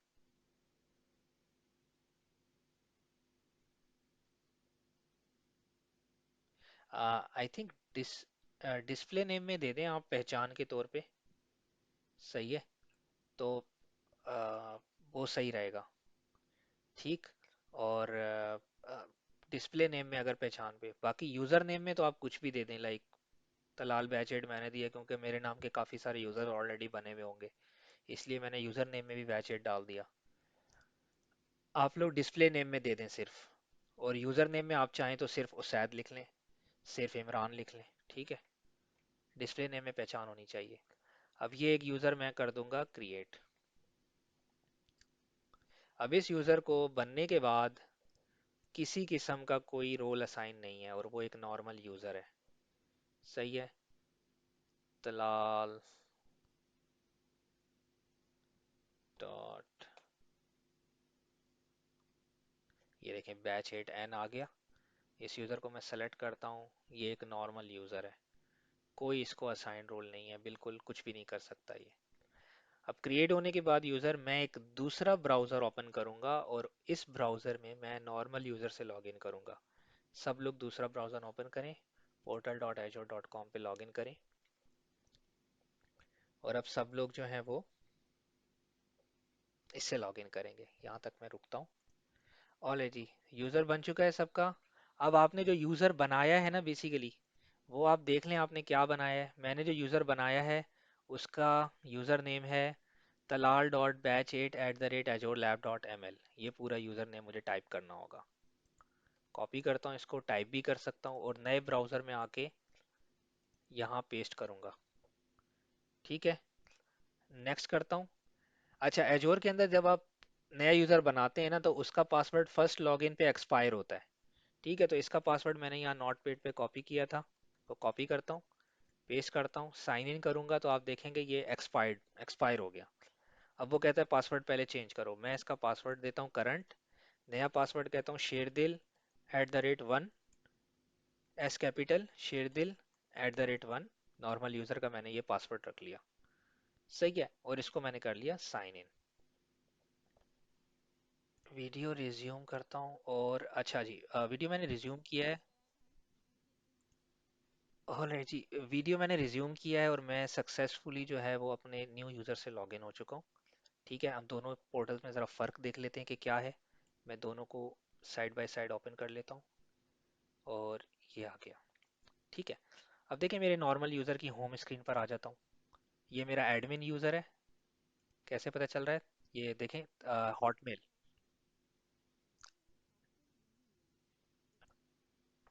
ऑल राइट, तो अब मैंने बेसिकली रिज्यूम किया है और अब मैं नए यूज़र से एज में लॉगिन कर चुका हूँ। दोनों ब्राउज़र्स को मैंने इन पैरेलल ओपन कर लिया। दोनों में डिफरेंस क्या है मैं देखता हूँ। ठीक, अ, मेरे पास राइट साइड पे जो है वो मेरा नॉर्मल यूज़र है, आप ये देखें तलाल बैच 8 azurelab.ml, और लेफ्ट साइड पे मेरा एडमिन यूज़र है। दोनों में डिफरेंसेस क्या हैं? अगर मैं एजोर एक्टिव डायरेक्टरी पे जाता हूँ तो आप देखें, मैं यहाँ पर, आप लोग अपना रोल देख लें सब लोग क्लिक करके, कि आप लोगों को यूज़र एडमिनिस्ट्रेटर नज़र आ रहा होगा। इसका मतलब आप यूज़र्स को रीड कर सकते हैं, राइट कर सकते हैं, आपको ये एक्सेस असाइंड है एजोर एक्टिव डायरेक्टरी के अंदर। जबकि आप नॉर्मल यूज़र जो है, इससे अगर एजोर एक्टिव डायरेक्टरी पे आते हैं, तो ये एक सिंपल एक नॉर्मल यूज़र नज़र आ रहा होगा आपको। ठीक है, ये देखें यूज़र है ना, इसको बहुत सारे ऑप्शंस इनेबल्ड हैं एजोर एक्टिव डायरेक्टरी में, कुछ नहीं कर सकता। और यूज़र्स पे भी जा रहा हूँ तो ये, अच्छा यूज़र्स रीड कर पा रहा है ये। सही है, ये एक डिफ़ॉल्ट सेटिंग है, लेकिन नया यूज़र नहीं बना सकता जब तक मैं इसको कोई रोल ना असाइन कर दूँ। सेकंड जो डिफरेंस जो मैं आपको दिखाना चाहता हूँ वो ये है, अगर आप लोग एडमिन स्क्रीन पे अब सब्सक्रिप्शंस की को सिलेक्ट करें, तो आप लोग देखेंगे कि सब्सक्रिप्शन कितनी नज़र आ रही हैं आप लोगों को एडमिन की। मुझे 3 नज़र आ रही हैं क्योंकि मैं 3 का पार्ट हूँ। और सब्सक्रिप्शन किससे एसोसिएटेड होती है? अगर मैं सब्सक्रिप्शन को सिलेक्ट करता हूँ तो वो डायरेक्टरी से एसोसिएटेड होती है। ये देखें, शेरदिल क्लाउड की डायरेक्टरी से एसोसिएटेड है। सही। लेकिन अगर मैं नॉर्मल यूज़र से सब्सक्रिप्शन की स्क्रीन पर आता हूँ, जो कि अभी फेवरेट भी मार्क नहीं हुई भी, टॉप सर्च बार में सब्सक्रिप्शन लिखूंगा, क्लिक करता हूँ उसके ऊपर, आप देखें नो सब्सक्रिप्शन, 0 ऑफ 0, जबकि 3 ऑफ 3 यहाँ पर। हालांकि यूज़र को मैंने शेरदिल क्लाउड की डायरेक्टरी का पार्ट बना दिया, लेकिन अभी तक वो कोई सब्सक्रिप्शन नहीं देख सकता। क्यों? क्योंकि वो उसका पार्ट नहीं है। ठीक है, तो अब हम अपने एक्चुअल टॉपिक की तरफ बढ़ेंगे, जो है आरबैक, कि किस तरीके से मैं एजोर एडी रोल, तो आपको समझ में आ गया कि मैं एजोर एडी रोल कैसे देता हूँ। सही। और अब जो समझ में आ रहा है, जो आरबैक का पार्ट, वो ये है कि मैं अब अपनी सब्सक्रिप्शंस पे, रिसोर्सेज पे किस तरीके से एक्सेस दूंगा अपने इस यूज़र को। तो अब नेक्स्ट वीडियो में मैं उसकी तरफ चलता हूँ। ऑलराइट जी, नेक्स्ट हमारा टॉपिक है। लास्ट वीडियो तक हमने अपना एक नया यूज़र बनाया और उस यूज़र को और एडमिन के यूज़र के दोनों का हमने डिफरेंस देखा कि क्या फ़र्क है दोनों के यूज़र में, कौन क्या कर सकता है। सही है। नए यूज़र को अभी तक कोई सब्सक्रिप्शन भी नज़र नहीं आ रही ये एज ब्राउज़र में, तो अब मैं इसको इनमें से एक सब्सक्रिप्शन पे एक्सेस देने जा रहा हूँ। ठीक है, तो आप लोग भी दें अपने अपने यूज़र को। ठीक है, मैं जाता हूँ शेर दिल टेस्ट की सब्सक्रिप्शन पे एडमिन के यूज़र से, ब्लैक ब्राउज़र। आर बैक मैं कहाँ से असाइन करता हूँ? एक्सेस कंट्रोल से, किसी भी स्कोप पर देना हो मुझे, चाहे मुझे सब्सक्रिप्शन के स्कोप पर देना हो, चाहे मुझे किसी रिसोर्स ग्रुप पे जाकर देना हो। जैसे ये अयास का एक रिसोर्स ग्रुप है, ये देखें रिसोर्स ग्रुप। अब इसमें भी एक्सेस कंट्रोल है, मैं यहाँ भी दे सकता हूँ, कल हमने डिटेल में डिस्कस किया था। अब इसमें आप लोग आ जाएं सब्सक्रिप्शन पे वापस, और सब्सक्रिप्शन के एक्सेस कंट्रोल पर आ जाएं। सही है, साथ साथ आप देख रहे हैं आइकन चेंज होता जा रहा है। मैं इस वक्त सब्सक्रिप्शन पर हूँ, शेरदिल टेस्ट की सब्सक्रिप्शन। कैसे पता चलता है? ऊपर शेरदिल टेस्ट नज़र आ रहा है, नीचे उसकी टाइप नज़र आ रही है सब्सक्रिप्शन। सही है, और एक्सेस कंट्रोल के अंदर हूँ इस वक्त में। और ये सब काम मैं एडमिन यूज़र से करूँगा। क्यों? क्योंकि अभी तक नॉर्मल यूज़र पे तो मैंने कुछ एक्सेस दिया ही नहीं है ना, उस पर मुझे चेक करना है एक्सेस दे के। सारा काम मैं एडमिन से ही करता हूँ ना, क्योंकि मैं एडमिनिस्ट्रेटर हूँ। सही है, तो एडमिनिस्ट्रेटर से काम करूँगा, नॉर्मल यूज़र से वेरीफाई करूँगा। ठीक। तो अब आप देखें मैंने एक्सेस कंट्रोल पे क्लिक किया, और मैं यहाँ सबसे पहली मेरे पास स्क्रीन है चेक एक्सेस। चेक एक्सेस में सब लोग ज़रा अपने यूज़र का नाम पेस्ट करें, लाइक तलाल डॉट बैच 8। ये यूज़र आ गया मेरा, इसको मैं जैसे ही सर्च करूँगा ये बताएगा। तो करंटली 000 हर चीज़ ज़ीरो है, कि इस यूज़र को इस वक्त टेस्ट सब्सक्रिप्शन पे कोई एक्सेस नहीं है। ठीक है। सेकेंडली मैं रोल असाइनमेंट्स पे क्लिक करता हूँ, तो ये मुझे बताएगा कि इस वक्त क्या क्या रोल्स असाइंड हैं किस किस को।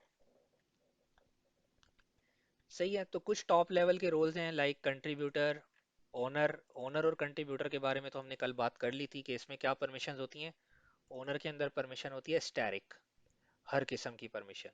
कंट्रीब्यूटर के अंदर परमिशन होती है स्टैरिक एक्शंस में, और नॉट एक्शंस में होता है ऑथराइजेशन का ना होना। सही। फिर रीडर होता है जो सिर्फ रीड करता है, और फिर यूजर एक्सेस एडमिनिस्ट्रेटर होता है जो जिसके पास सिर्फ माइक्रोसॉफ्ट डॉट ऑथराइजेशन होता है।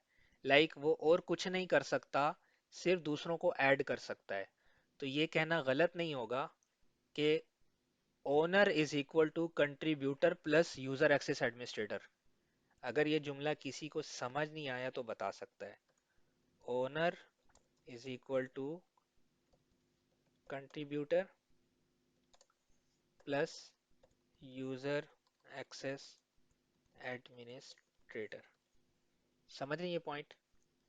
यानी ओनर को अगर मैं तोड़ दूं दो हिस्सों में तो कंट्रीब्यूटर निकलेगा और यूजर एक्सेस एडमिनिस्ट्रेटर निकलेगा।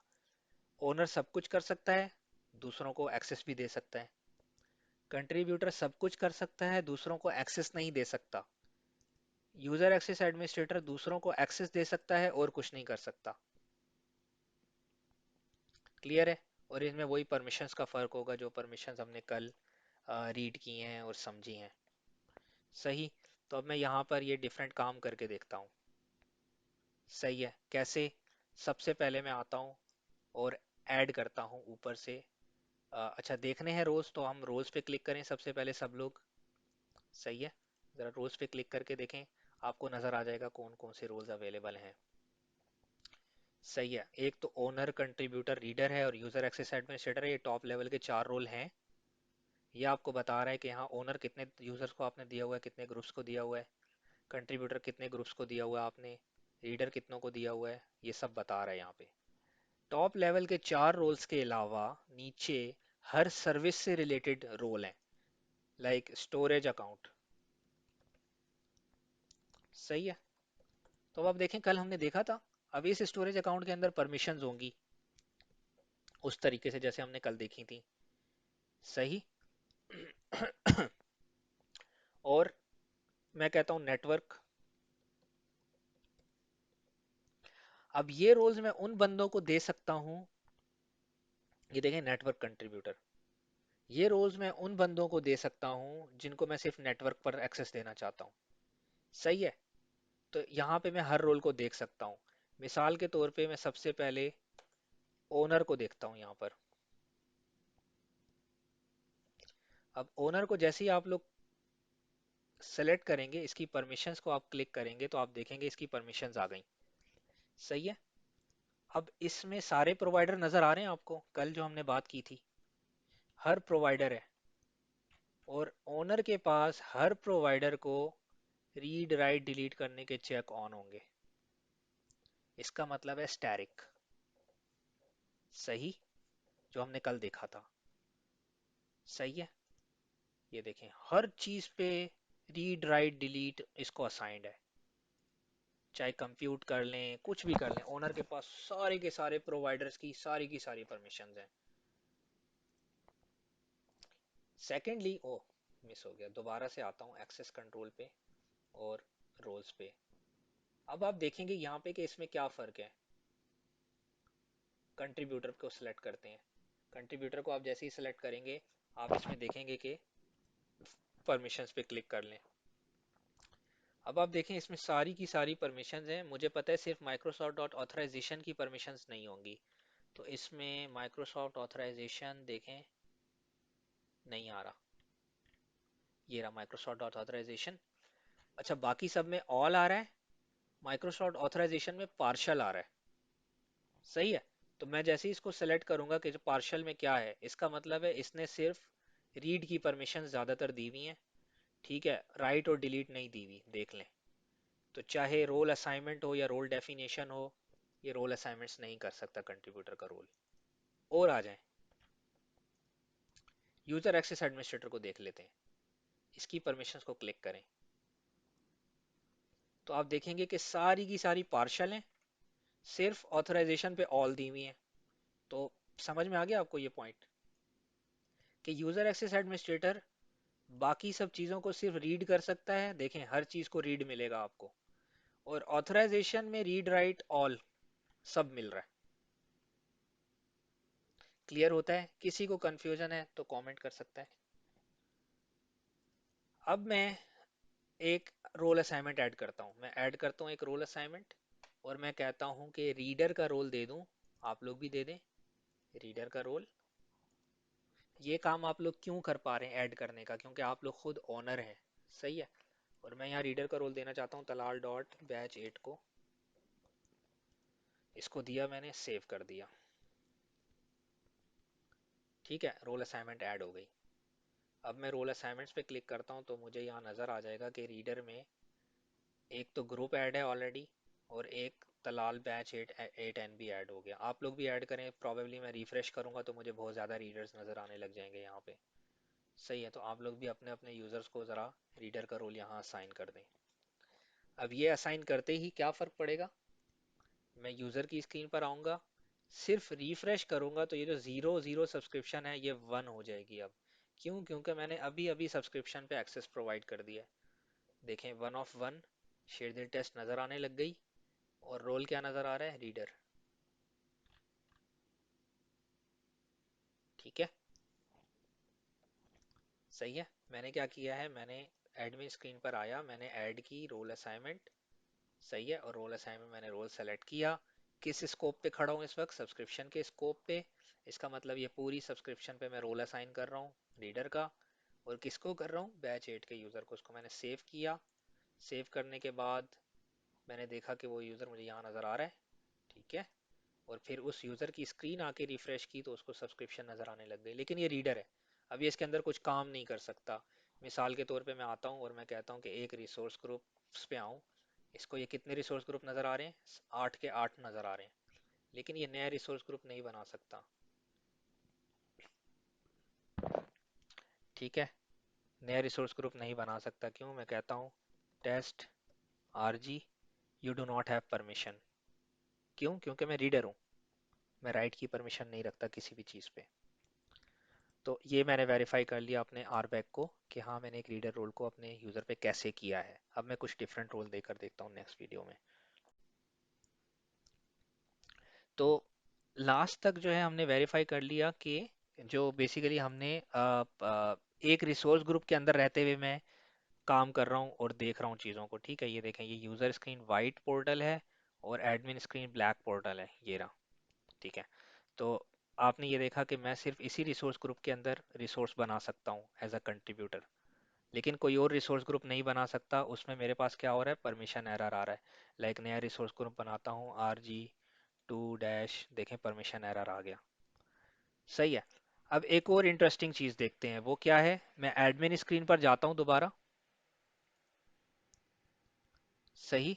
और एडमिन स्क्रीन के ऊपर अब मैं एक काम करूँगा। अब मैं अपने यूज़र को रिसोर्स ग्रुप पर नहीं, रिसोर्स ग्रुप पर तो वो मेरे रिसोर्स ग्रुप पर कंट्रीब्यूटर है, लेकिन उसको सब्सक्रिप्शन पर मैं वापस शेयरडिल टेस्ट सब्सक्रिप्शन की स्क्रीन पर आता हूँ, ये देंगे, और इसके एक्सेस कंट्रोल पर आता हूँ। अब इसके अंदर मैं इस यूज़र को दोबारा से रीड का रोल दे देता हूँ सब्सक्रिप्शन पे।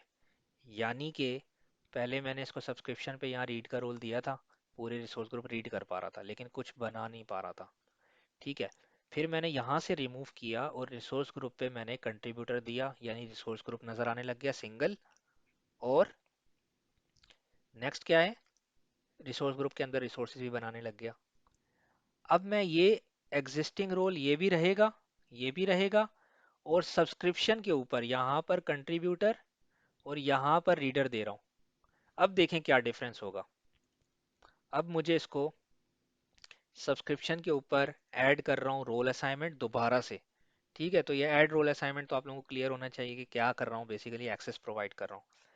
यहाँ पर अब मैं रीडर दे रहा हूँ। रीडर किस स्कोप के ऊपर दे रहा हूँ, सब्सक्रिप्शन पे। और किसको दे रहा हूँ, अपने तलाल.बैच8। क्लियर हो रहा है यहाँ तक।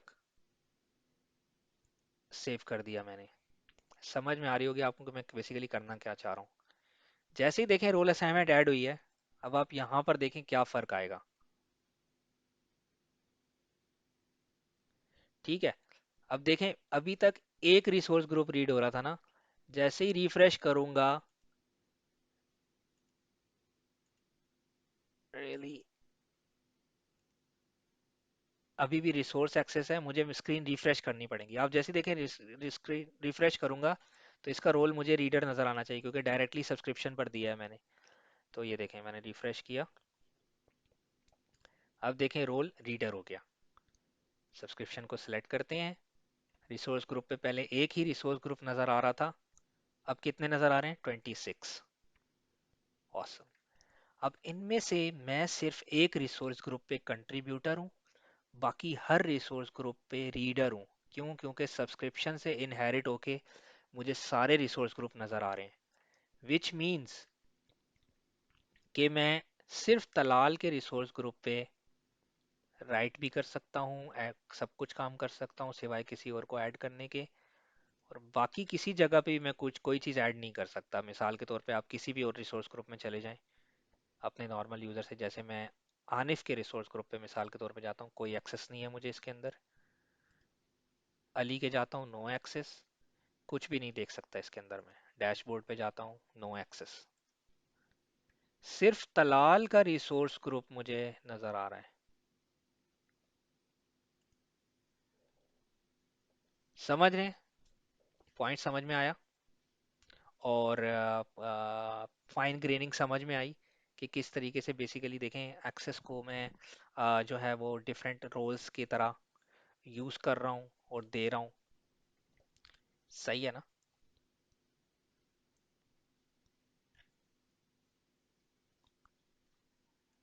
अ, ठीक है, तो इसमें देखें बेसिकली मैं रिसोर्सेज को रीड कर सकता हूँ।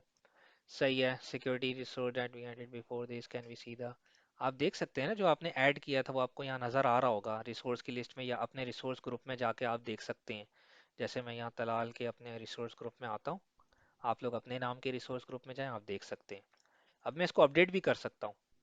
ठीक है, लाइक इसके अंदर मैंने ओपन किया इसको, एनएसजी को, इनबाउंड सिक्योरिटी रूल्स पे क्लिक किया, ऐड किया, और बस ऐसे ही इसको मैं ऐड कर रहा हूँ जो भी रूल है इसके अंदर, तो मैं सिक्योरिटी रूल आप लोग देखेंगे ऐड हो जाएगा। लेकिन यही काम अगर मैं किसी और रिसोर्स ग्रुप के एनएसजी में जाके करूँ, मिसाल के तौर पे ये एक सिक्योरिटी रूल ऐड हो रहा है, ये ऐड हो गया सक्सेसफुली। अब मैं ये काम करता हूँ किसी और के रिसोर्स ग्रुप में जाके, लाइक उस शायद के, ये तो नो एक्सेस बता रहा है। मैं रिसोर्सेज पे आता हूँ और अब देखें उस शायद के एनएसजी के अंदर आ गया मैं। क्यों नहीं दे रहा एक्सेस? प्रॉबेबली मुझे लॉग आउट लॉग इन करना पड़े। ऑलराइट जी, नेक्स्ट टॉपिक की तरफ अपने बढ़ते हैं। सही है, यहाँ तक अभी आपको हमने रोल डेफिनेशन के बारे में बताया, हमने रोल डेफिनेशन डिस्कस की, उसकी परमिशंस। फिर इन रोल्स को, डिफरेंट रोल्स को हमने एक नॉर्मल यूज़र को असाइन करके देखा कि हाँ, जब एक रोल देता हूँ तो वो किस तरह काम कर रहा है। फिर अलग रोल दे रहा हूँ, फिर अलग स्कोप्स पे दिया मैंने। ठीक है, वो भी देकर देखा। फिर ये काम मैंने किया कैसे? रोल असाइनमेंट्स के थ्रू।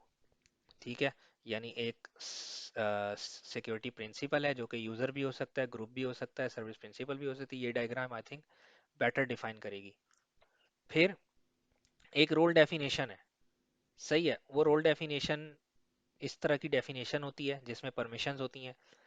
उसको मैं किसी ना किसी स्कोप के ऊपर असाइन कर रहा हूँ। तो 1 2 3 अगर आप देखें तो 1 में यूजर को ये रोल इस स्कोप के ऊपर असाइन कर रहा हूँ, जिसमें मैंने डिफरेंट स्कोप पे असाइन करके देखा, सब्सक्रिप्शन पे और रिसोर्स ग्रुप पे। मैनेजमेंट ग्रुप अभी हमारा नेक्स्ट टॉपिक है, वेरी नेक्स्ट टॉपिक, इसके बाद आर बैक के बाद। लेकिन अभी मैंने रिसोर्स पे एक्सेस देकर नहीं देखा, सब्सक्रिप्शन पर देकर देखा है और रिसोर्स ग्रुप पर देकर देखा है, और फर्क देखा है क्या होता है। बाकी रोल असाइनमेंट कहलाती है क्या? ये पूरे प्रोसेस को रोल असाइनमेंट कहते हैं। यानी एक यूजर को एक स्कोप के ऊपर एक रोल डेफिनेशन असाइन करना, इसको रोल असाइनमेंट कहते हैं। तो ये हमने करके देखा। ठीक है। फिर एज्योर एडी एडमिनिस्ट्रेटर रोल्स और आरबैक रोल्स, ये हम बार बार बात कर चुके हैं, दोनों में क्या डिफरेंसेस होते हैं। ठीक है, कि वो आरबैक रोल्स सब्सक्रिप्शंस पे काम करते हैं, एज्योर एडी रोल जो है वो, यानी आरबैक रोल्स एज्योर रिसोर्सेज को मैनेज करने के लिए यूज होते हैं। एज्योर एडी के रोल्स एज्योर एडी के ऑब्जेक्ट्स को मैनेज करने के लिए यूज होते हैं, लाइक यूजर्स, ग्रुप्स और सर्विस प्रिंसिपल्स। तो जो यूजर एडमिनिस्ट्रेटर मैंने आपको एज्योर एडी में दिया था वो उसके लिए यूज होता है सिर्फ। बाकी एज्योर आरबैक कस्टम रोल सपोर्ट करता है, यानी आप अपनी मर्जी के परमिशंस के रोल बना सकते हैं, जो कि अभी हम बनाने जा रहे हैं नेक्स्ट। और एज्योर एडी में ऐसा नहीं होता, इसमें कस्टम रोल नहीं होते, इसमें वही बिल्ट इन रोल्स होते हैं, global administrator, password administrator, user administrator, जो सिर्फ उन ऑब्जेक्ट्स को मैनेज करने के लिए यूज होते हैं। ये टेनेंट लेवल के रोल होते हैं, इनका सब्सक्रिप्शन से कोई ताल्लुक नहीं होता। ये स्कोप लेवल के रोल्स होते हैं जिसको आप रिसोर्स ग्रुप पे भी, सब्सक्रिप्शन पे भी और रिसोर्स पे भी लगा सकते हैं। ठीक है। और बाकी इसमें जो है वो रोल इन्फॉर्मेशन, बाकी कुछ क्लासिक एडमिनिस्ट्रेटर रोल होते हैं जो हमने बात की थी। सही, जैसे को एडमिनिस्ट्रेटर, सर्विस एडमिनिस्ट्रेटर, जो account.azure.com में काम करते हैं, portal.azure.com में इतना ज़्यादा यूज़ नहीं होते। तो ये अब वही डायग्राम आ गई जो हम पहले भी देख चुके हैं।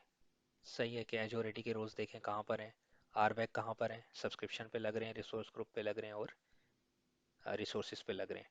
तो ये हम बार बार ये डायग्राम देख चुके हैं, होपफुली ये क्लियर हो अभी तक। इसके अलावा जो रोल्स हैं ये देखें, इन रोल्स के बारे में आ रहा है कि ओनर क्या कर सकता है, फुल एक्सेस है हर चीज़ के ऊपर, कंट्रीब्यूटर के पास फुल एक्सेस है लेकिन दूसरों को ऐड नहीं कर सकता। रीडर जो है वो सिर्फ रीड कर सकता है।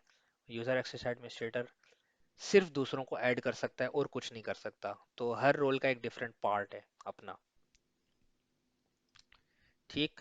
तो इसके बाद जो है हमारे पास आ जाता है डेमोस्ट्रेशन। डेमोस्ट्रेशन के अंदर हमने ऑलरेडी रोल परमिशन रिव्यू कर चुके हैं, हम एक्सेस कंट्रोल को लोकेट कर चुके हैं पोर्टल के अंदर और एक रोल असाइनमेंट भी बना चुके हैं। पावरशेल कमांड्स हैं, ये लेटर ऑन हम पावरशेल के मॉड्यूल में देखेंगे। सही है। अब इसकी लैब में जो हमें करना है काम वो है कस्टम रोल क्रिएट करना। वो मैं कैसे करता हूँ? तो सब लोग अगर देखें, आई थिंक रिकॉर्डिंग देख के इसको परफॉर्म कर लीजिएगा। मैं एक कस्टम रोल बनाने जा रहा हूँ। ठीक है, वो कैसे बनता है कि मैं सब्सक्रिप्शन के ऊपर सेलेक्ट करता हूँ शेयर द टेस्ट सब्सक्रिप्शन, उसके अंदर मैं एक्सेस कंट्रोल पे आता हूँ और ऐड करता हूँ। सही है, ऐड के अंदर रोल असाइनमेंट में ऑलरेडी देख चुका हूँ, को एडमिनिस्ट्रेटर का मतलब है, को एडमिनिस्ट्रेटर बराबर होता है ओनर के। तो अगर आप किसी को ओनर बना रहे हैं या को एडमिनिस्ट्रेटर ऐड कर रहे हैं, एक ही बात है। ठीक है। तीसरी चीज इसमें आपको नजर आ रही होगी, कस्टम रोल। जैसे ही मैं ऐड करता हूँ कस्टम रोल, तो यहाँ पे मैं वो सारी परमिशन जो बिल्ट इन है उनको मैं चेंज नहीं कर सकता, पर बिल्ट इन रोल्स को हाँ, लेकिन मैं चाहता हूँ कि अगर कोई कस्टम रोल हो, मिसाल के तौर पर मैं सिर्फ एक परमिशन का रोल चाहता हूँ, जैसे मैंने आपको कल दिखाया था। जैसे मैं चाहता हूँ माइक्रोसॉफ्ट डॉट नेटवर्क के अंदर स्लैश नेटवर्क सिक्योरिटी ग्रुप्स, यानी अब माइक्रोसॉफ्ट डॉट नेटवर्क के अंदर बहुत सारी चीज़ें होंगी, सही है, डीएनएस और वीनेट और सबनेट। मैं कहता हूँ इसके अंदर सिर्फ जो नेटवर्क सिक्योरिटी ग्रुप्स है ना, इसको सिर्फ चेंज और हर हर काम कर सकें इसके ऊपर, रीड राइट डिलीट, सिर्फ नेटवर्क सिक्योरिटी ग्रुप पे और किसी चीज़ पर नहीं। समझ रहे? तो ये काम मुझे देना है अपने यूज़र को। अब आप देखें कैसे होगा ये काम। मैं अ, एक सिंगल परमिशन का रोल बनाने जा रहा हूँ, मैं उसमें मल्टीपल परमिशंस का भी बना सकता हूँ। अब एनएसजी के काफ़ी रोल मुझे मिलेंगे, लेकिन कोई स्पेसिफिक रोल नहीं मिलेगा। अगर मैं बैक आता हूँ और मैं कहता हूँ रोल्स, और रोल्स में मैं जाता हूँ, तो मैं कहता हूँ कि नेटवर्क के कितने रोल्स अवेलेबल हैं, सही है, लाइक नेटवर्क के। तो नेटवर्क के आप ये देखें, ये ऑरेंज वाले कस्टम होते हैं, ठीक है, इनको ना देखें तो ब्लू देखें, ब्लू में सिर्फ और सिर्फ नेटवर्क के दो रोल हैं जो बिल्ट इन है। ठीक है, मैं फिलहाल यहाँ बिल्ट इन सेलेक्ट कर लेता हूँ, तो दो ही रोल्स हैं सिर्फ नेटवर्क के। इसमें प्रॉबेबली बहुत सारी परमिशंस होंगी, नेटवर्क की हर सर्विस की परमिशंस होगी, यानी समथिंग लाइक दिस होगा ये, यानी सिर्फ और सिर्फ नेटवर्क की रिसोर्सेज मैनेज। अब मुझे नेटवर्क के अंदर भी स्पेसिफिक एक रिसोर्स की सर्विस परमिशन चाहिए, सिर्फ नेटवर्क सिक्योरिटी ग्रुप का रोल चाहिए और कोई नहीं चाहिए। तो मैं इसके अंदर आता हूँ, क्रॉस करता हूँ इसको, ऐड करता हूँ, ऐड कस्टम रोल, और मैं कहता हूँ कि मुझे एक रोल बनाना है, तलाल बैच 8 ओनली एनएसजी। मैंने अपनी मर्जी का नाम दे दिया, ठीक है, और परमिशंस पे क्लिक किया मैंने। अब यहाँ पर मैं वो परमिशन डिफाइन कर सकता हूँ, कैसे ऐड करूँगा आप देखेंगे, हर प्रोवाइडर की परमिशन आ जाएगी यहाँ पे, ठीक है।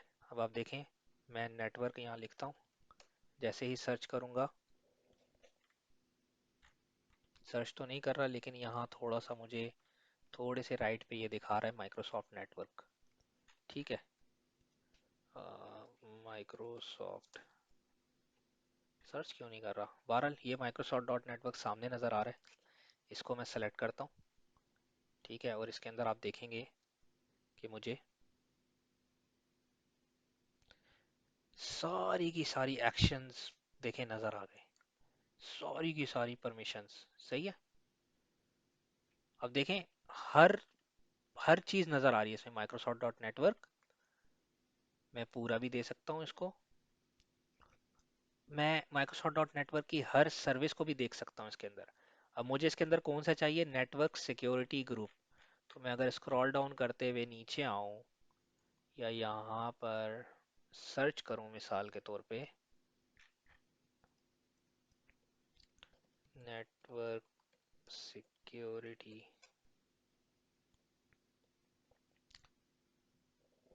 नेटवर्क की स्पेलिंग ठीक नहीं है,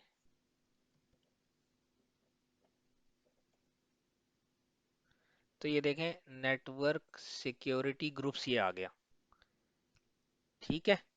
अब मैं ये कहूँ कि मुझे सिर्फ और सिर्फ नेटवर्क सिक्योरिटी ग्रुप पे रीड राइट डिलीट अदर हर तरह की परमिशन देनी है, ऐड कर दूंगा इसको। तो इस कस्टम रोल में सिर्फ और सिर्फ चार परमिशंस मैंने अलाउ की हैं जो सिर्फ नेटवर्क सिक्योरिटी ग्रुप से रिलेटेड है, ठीक है।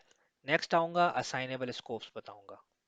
असाइनेबल स्कोप फिलहाल एक सब्सक्रिप्शन है, यानी ये सिर्फ इसी सब्सक्रिप्शन में नजर आएगा, ये रोल मुझे दूसरी में नहीं नजर आएगा, ठीक है। मैं चाहूँ तो दूसरी सब्सक्रिप्शन में भी इसको कह सकता हूँ, जैसे कि मैं कहूँ कि शेर दिल,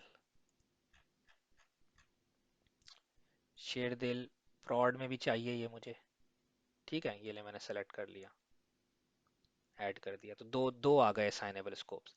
अब ये कस्टम रोल मुझे शेरदिल प्रॉड में भी नजर आएगा, शेरदिल टेस्ट में भी नजर आएगा, और फाइनली इसका जेसोन में व्यू कर लूंगा। तो देखें आप, जेसोन के अंदर बिल्कुल उसी तरीके से मुझे एक्शंस के अंदर ये चार एक्शंस नजर आ रहे हैं जैसे मैंने आपसे कल जिक्र किया था, ठीक है, delete right read join action. यानी ये नेटवर्क सिक्योरिटी ग्रुप में डिफरेंट चीज़ों के साथ ज्वाइन भी कर सकता हूँ। बाकी वही सारा स्ट्रक्चर है इसका। और फाइनली मैं इसको रिव्यू एंड क्रिएट पे क्लिक करके क्रिएट कर दूंगा। आई थिंक ये रिकॉर्डिंग मेरी कंप्लीट हो रही है यहाँ पे। नेक्स्ट रिकॉर्डिंग में हम इसको वैलिडेट करते हैं। ऑल राइट जी। ये मेरा रोल बन गया है। लास्ट किसी का क्वेश्चन था कि लास्ट वीडियो तक मैंने ये रोल क्रिएट किया है कस्टम। अब मैं इसको सेलेक्ट करता हूँ तो मैं आपको दिखा सकता हूँ कि इसकी परमिशंस में माइक्रोसॉफ्ट डॉट नेटवर्क में पार्शियल परमिशंस आ रही हैं। पार्शियल का मतलब है कि इसके अंदर बहुत सारी सर्विसेज हैं माइक्रोसॉफ्ट डॉट नेटवर्क के प्रोवाइडर में, लेकिन आ, मुझे कौन सी सर्विस मिली है? सिर्फ ये वाली चार। तो रीड राइट डिलीट और अदर परमिशंस ज्वाइन की। क्योंकि network security group different services से ज्वाइन होता है तो इसमें ज्वाइन की भी परमिशन है। तो होपफुली ऐड करना तो सबको समझ में आ। अब इसको वेरीफाई कैसे करना है? ठीक है। अब आप लोग एक काम कर ये कर सकते हैं कि मैं ऑलरेडी एग्जिस्टिंग, यानी मेरे इस यूज़र के पास सब्सक्रिप्शन पे आता हूँ मैं। ठीक है। अब मैं यूज़र स्क्रीन पर आ गया हूँ। मैं शेरडिल टेस्ट पर जाता हूँ, एक्सेस कंट्रोल पे जाता हूँ और चेक एक्सेस पे व्यू माई एक्सेस पे क्लिक करता हूँ। तो इस यूज़र का बेसिकली एक्सेस आ जाएगा मेरे पास। ये रीडर है इस रिसोर्स के ऊपर। इनहेरिटेड एक्सेस नहीं दिखा रहा ये। ठीक है। लाइक नीचे किस रिसोर्स ग्रुप पे, एक रिसोर्स ग्रुप पे ये कंट्रीब्यूटर भी है वो नहीं बता रहा। वो भी आई थिंक एक तरीका है, मैं देखता हूँ कैसे पता चलेगा। अदरवाइज पावर शेल उसका बहुत अच्छा तरीका है कि यूज़र के पास करंट रोल असाइनमेंट्स क्या क्या हैं। सही। तो वो हम लेटर ऑन देखेंगे जब हम पावर शेल से यूज़ कर रहे होंगे और क्या मॉड्यूल्स हैं और परमिशंस देखना। अच्छा। अब मुझे इस यूज़र को रीडर है, सही है। एजोर के अंदर आरबैक इस तरह काम करता है कि अगर एक यूज़र ऑलरेडी रीडर है ना, सही है, और मैं उस यूज़र को ओनर भी बना दूं उसी उसके रोल के रहते हुए, तो एक वक्त में वो दो रोल रख सकता है। लेकिन अफेक्टिव रोल कौन सा होगा? जो ज्यादा परमिशन वाला होगा। ठीक है। तो राइट नाउ अगर आप देखें तो मैं इस यूजर से करंटली एक्सेस नहीं कर पा रहा हूँ। रिसोर्सेज पे आता हूँ, कोई भी एनएसजी अगर मैं सेलेक्ट करूंगा मेरे पास नो एक्सेस आ जाएगा, आ रहा है। लेकिन मैं इसको अपडेट नहीं कर सकता। क्यों? क्योंकि मेरे पास अली के रिसोर्स ग्रुप पे राइट के एक्सेस नहीं है। जैसे मैं ऐड कर रहा हूँ तो मैं अगर एक इस पे ऐड करूँ, ये देखें ये फेल हो जाएगा। क्यों? क्योंकि बोलेगा यार आपके पास ऑथराइजेशन नहीं है। देख लें बेशक। और ऑथराइजेशन किस पे कह रहा है मुझे? उस परमिशन पे। ये देखें परमिशन रीड करें जरा गौर से। माइक्रोसॉफ्ट डॉट नेटवर्क के नेटवर्क सिक्योरिटी ग्रुप्स के सिक्योरिटी रूल्स के ऊपर राइट की परमिशन मेरे पास नहीं है। Do not have authorization. सही है। समझ में आता है आप सब लोगों को एरर? अच्छा। अब ये एरर क्यों आया? अब मैंने एक रोल बनाया है जो सिर्फ और सिर्फ नेटवर्क सिक्योरिटी ग्रुप्स को मैनेज करने के लिए है। सही है। Make sense. तो मैं एक काम करता हूँ, मैं वो रोल इसको सब्सक्रिप्शन लेवल पे असाइन कर देता हूँ ताकि सब्सक्रिप्शन के अंदर जितने भी एनएसजीज हैं उसको मैं मैनेज कर सकूं। राइट नाउ आप लोग सिवाय अपने एनएसजी के और मैनेज नहीं कर सकते। कोई उसका रीजन शायद बता सके क्यों? क्योंकि आप अपने रिसोर्स ग्रुप पे कंट्रीब्यूटर हैं, बाकी सब जगह रीडर हैं, इसलिए सिर्फ आप अपना मैनेज कर सकते हैं। लेकिन अगर आप अपने यूजर को मेरा वाला रोल असाइन कर दें जो मैंने अभी अभी बनाया है, तो आप देखिएगा कि आप सारे के सारे एनएसजी मैनेज करने लग जाएंगे। क्यों? क्योंकि आपने अभी अभी उसका एक कस्टम परमिशन बनाई है। तो ज़रा जल्दी से मैं एडमिन स्क्रीन पर आता हूँ और सब्सक्रिप्शन स्कोप के ऊपर, सब्सक्रिप्शन के स्कोप के ऊपर एक्सेस कंट्रोल के अंदर ऐड करता हूँ एक रोल असाइनमेंट। रोल क्या सेलेक्ट करूंगा इस दफ़ा? तलाल बैच 8। आप लोग भी ये सेलेक्ट कर सकते हैं, चाहे तो अपना बना के सेलेक्ट कर लीजिएगा, लेकिन अब फिलहाल मेरा बन चुका है तो इसको सेलेक्ट कर लें। और जो कि सब्सक्रिप्शन में नज़र आ रहा है, अब आप इसको कहेंगे कि किसको असाइन कर दो? तलाल डॉट बैच 8 को।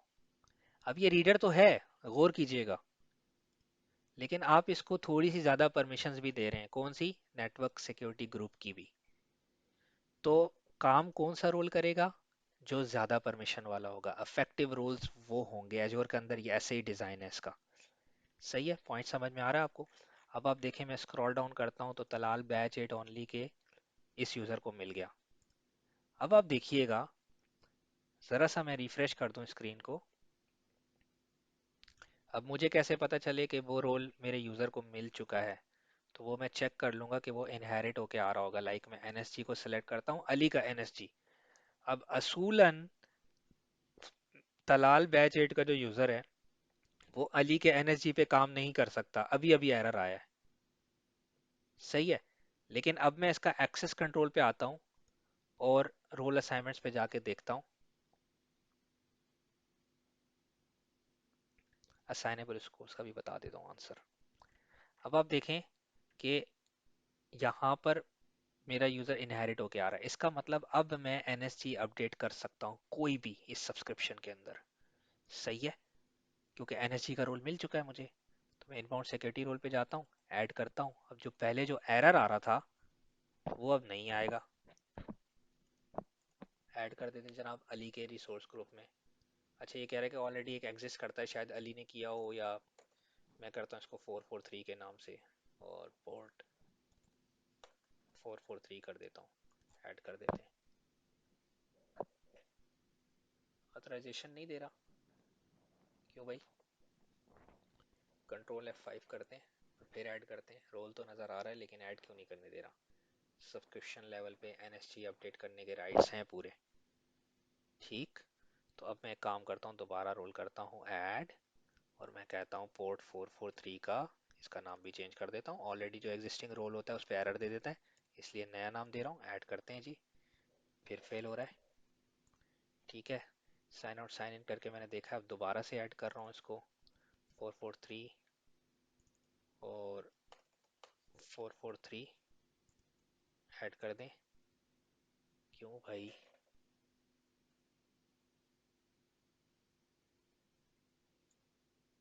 इसका रीज़न क्या है? इन्होंने कुछ अपडेट तो नहीं किया? अच्छा जी, इशू फाइंड हो गया है। बेसिकली मैंने जो परमिशंस दी हैं वो सिर्फ नेटवर्क सिक्योरिटी ग्रुप्स की दी हैं, इसीलिए वो मुझे रूल्स नहीं अपडेट करने दे रहा। वो मुझे सिर्फ और सिर्फ नेटवर्क सिक्योरिटी ग्रुप अपडेट करने देगा। मिसाल के तौर पे ये देखें, मैं एक नेटवर्क सिक्योरिटी ग्रुप, किसी में भी नेटवर्क सिक्योरिटी ग्रुप पे आता हूँ तो मैं उस नेटवर्क सिक्योरिटी ग्रुप को ज़रूर अपडेट कर सकता हूँ। जैसे कि उसके ऊपर मैं मिसाल के तौर पे क्या कर सकूँ, उसके रूल्स नहीं। फिलहाल तो मैं इसको कहीं ज्वाइन भी नहीं कर सकता क्योंकि कोई सबनेट नेटवर्क इंटरफेस भी नहीं है। लेकिन चलें, मैं अपना रूल मॉडिफाई कर देता हूँ, उसके अंदर मैं सिक्योरिटी रूल्स की भी परमिशन लगा देता हूँ। ठीक है। तो आप देखें माइक्रोसॉफ्ट डॉट नेटवर्क, मुझे यहाँ सर्च करना होगा माइक्रोसॉफ्ट नेटवर्क, और यहाँ पर नेटवर्क ये आ गया। इसको मैं सेलेक्ट करता हूँ। इसको सेलेक्ट करने के बाद इसके अंदर मैं सिक्योरिटी रूल्स को सर्च करूँगा और वो परमिशंस भी इसके अंदर ऐड कर दूँगा। ठीक है। तो ये थोड़ा सा एक मिस्टेक थी, अच्छा हुआ जिसने एडिट करने का बताया, थैंक यू सो मच। और यहाँ पर मैं सिक्योरिटी रूल्स,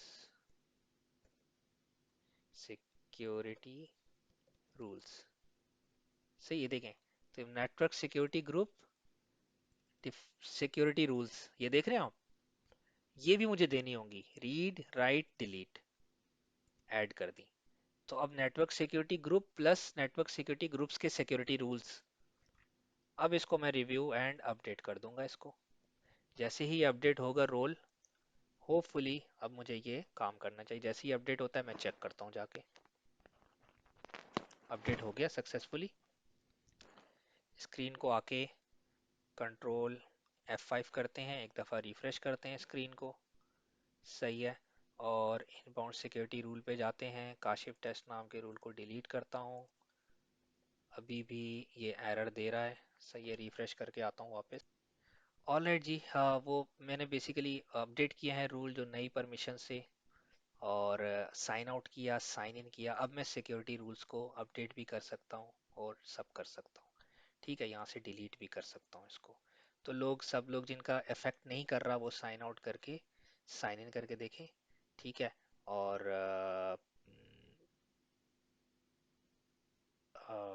वेरीफाई कर लें इसको। अब देखें, स्टिल अब मैं क्या कर सकता हूँ, मैं बाकी चीज़ें कोई काम नहीं कर सकता। जैसे मैं सब्सक्रिप्शन पर जाऊं तो जो अदर सर्विसेज है ना, जैसे कि स्टोरेज अकाउंट वगैरह या इस तरह की रिसोर्सेज, तो अगर मैं सब्सक्रिप्शन पर आकर देखें रिसोर्सेज को सिलेक्ट कर रहा हूँ तो एनएसजी के राइट्स हैं मेरे पास।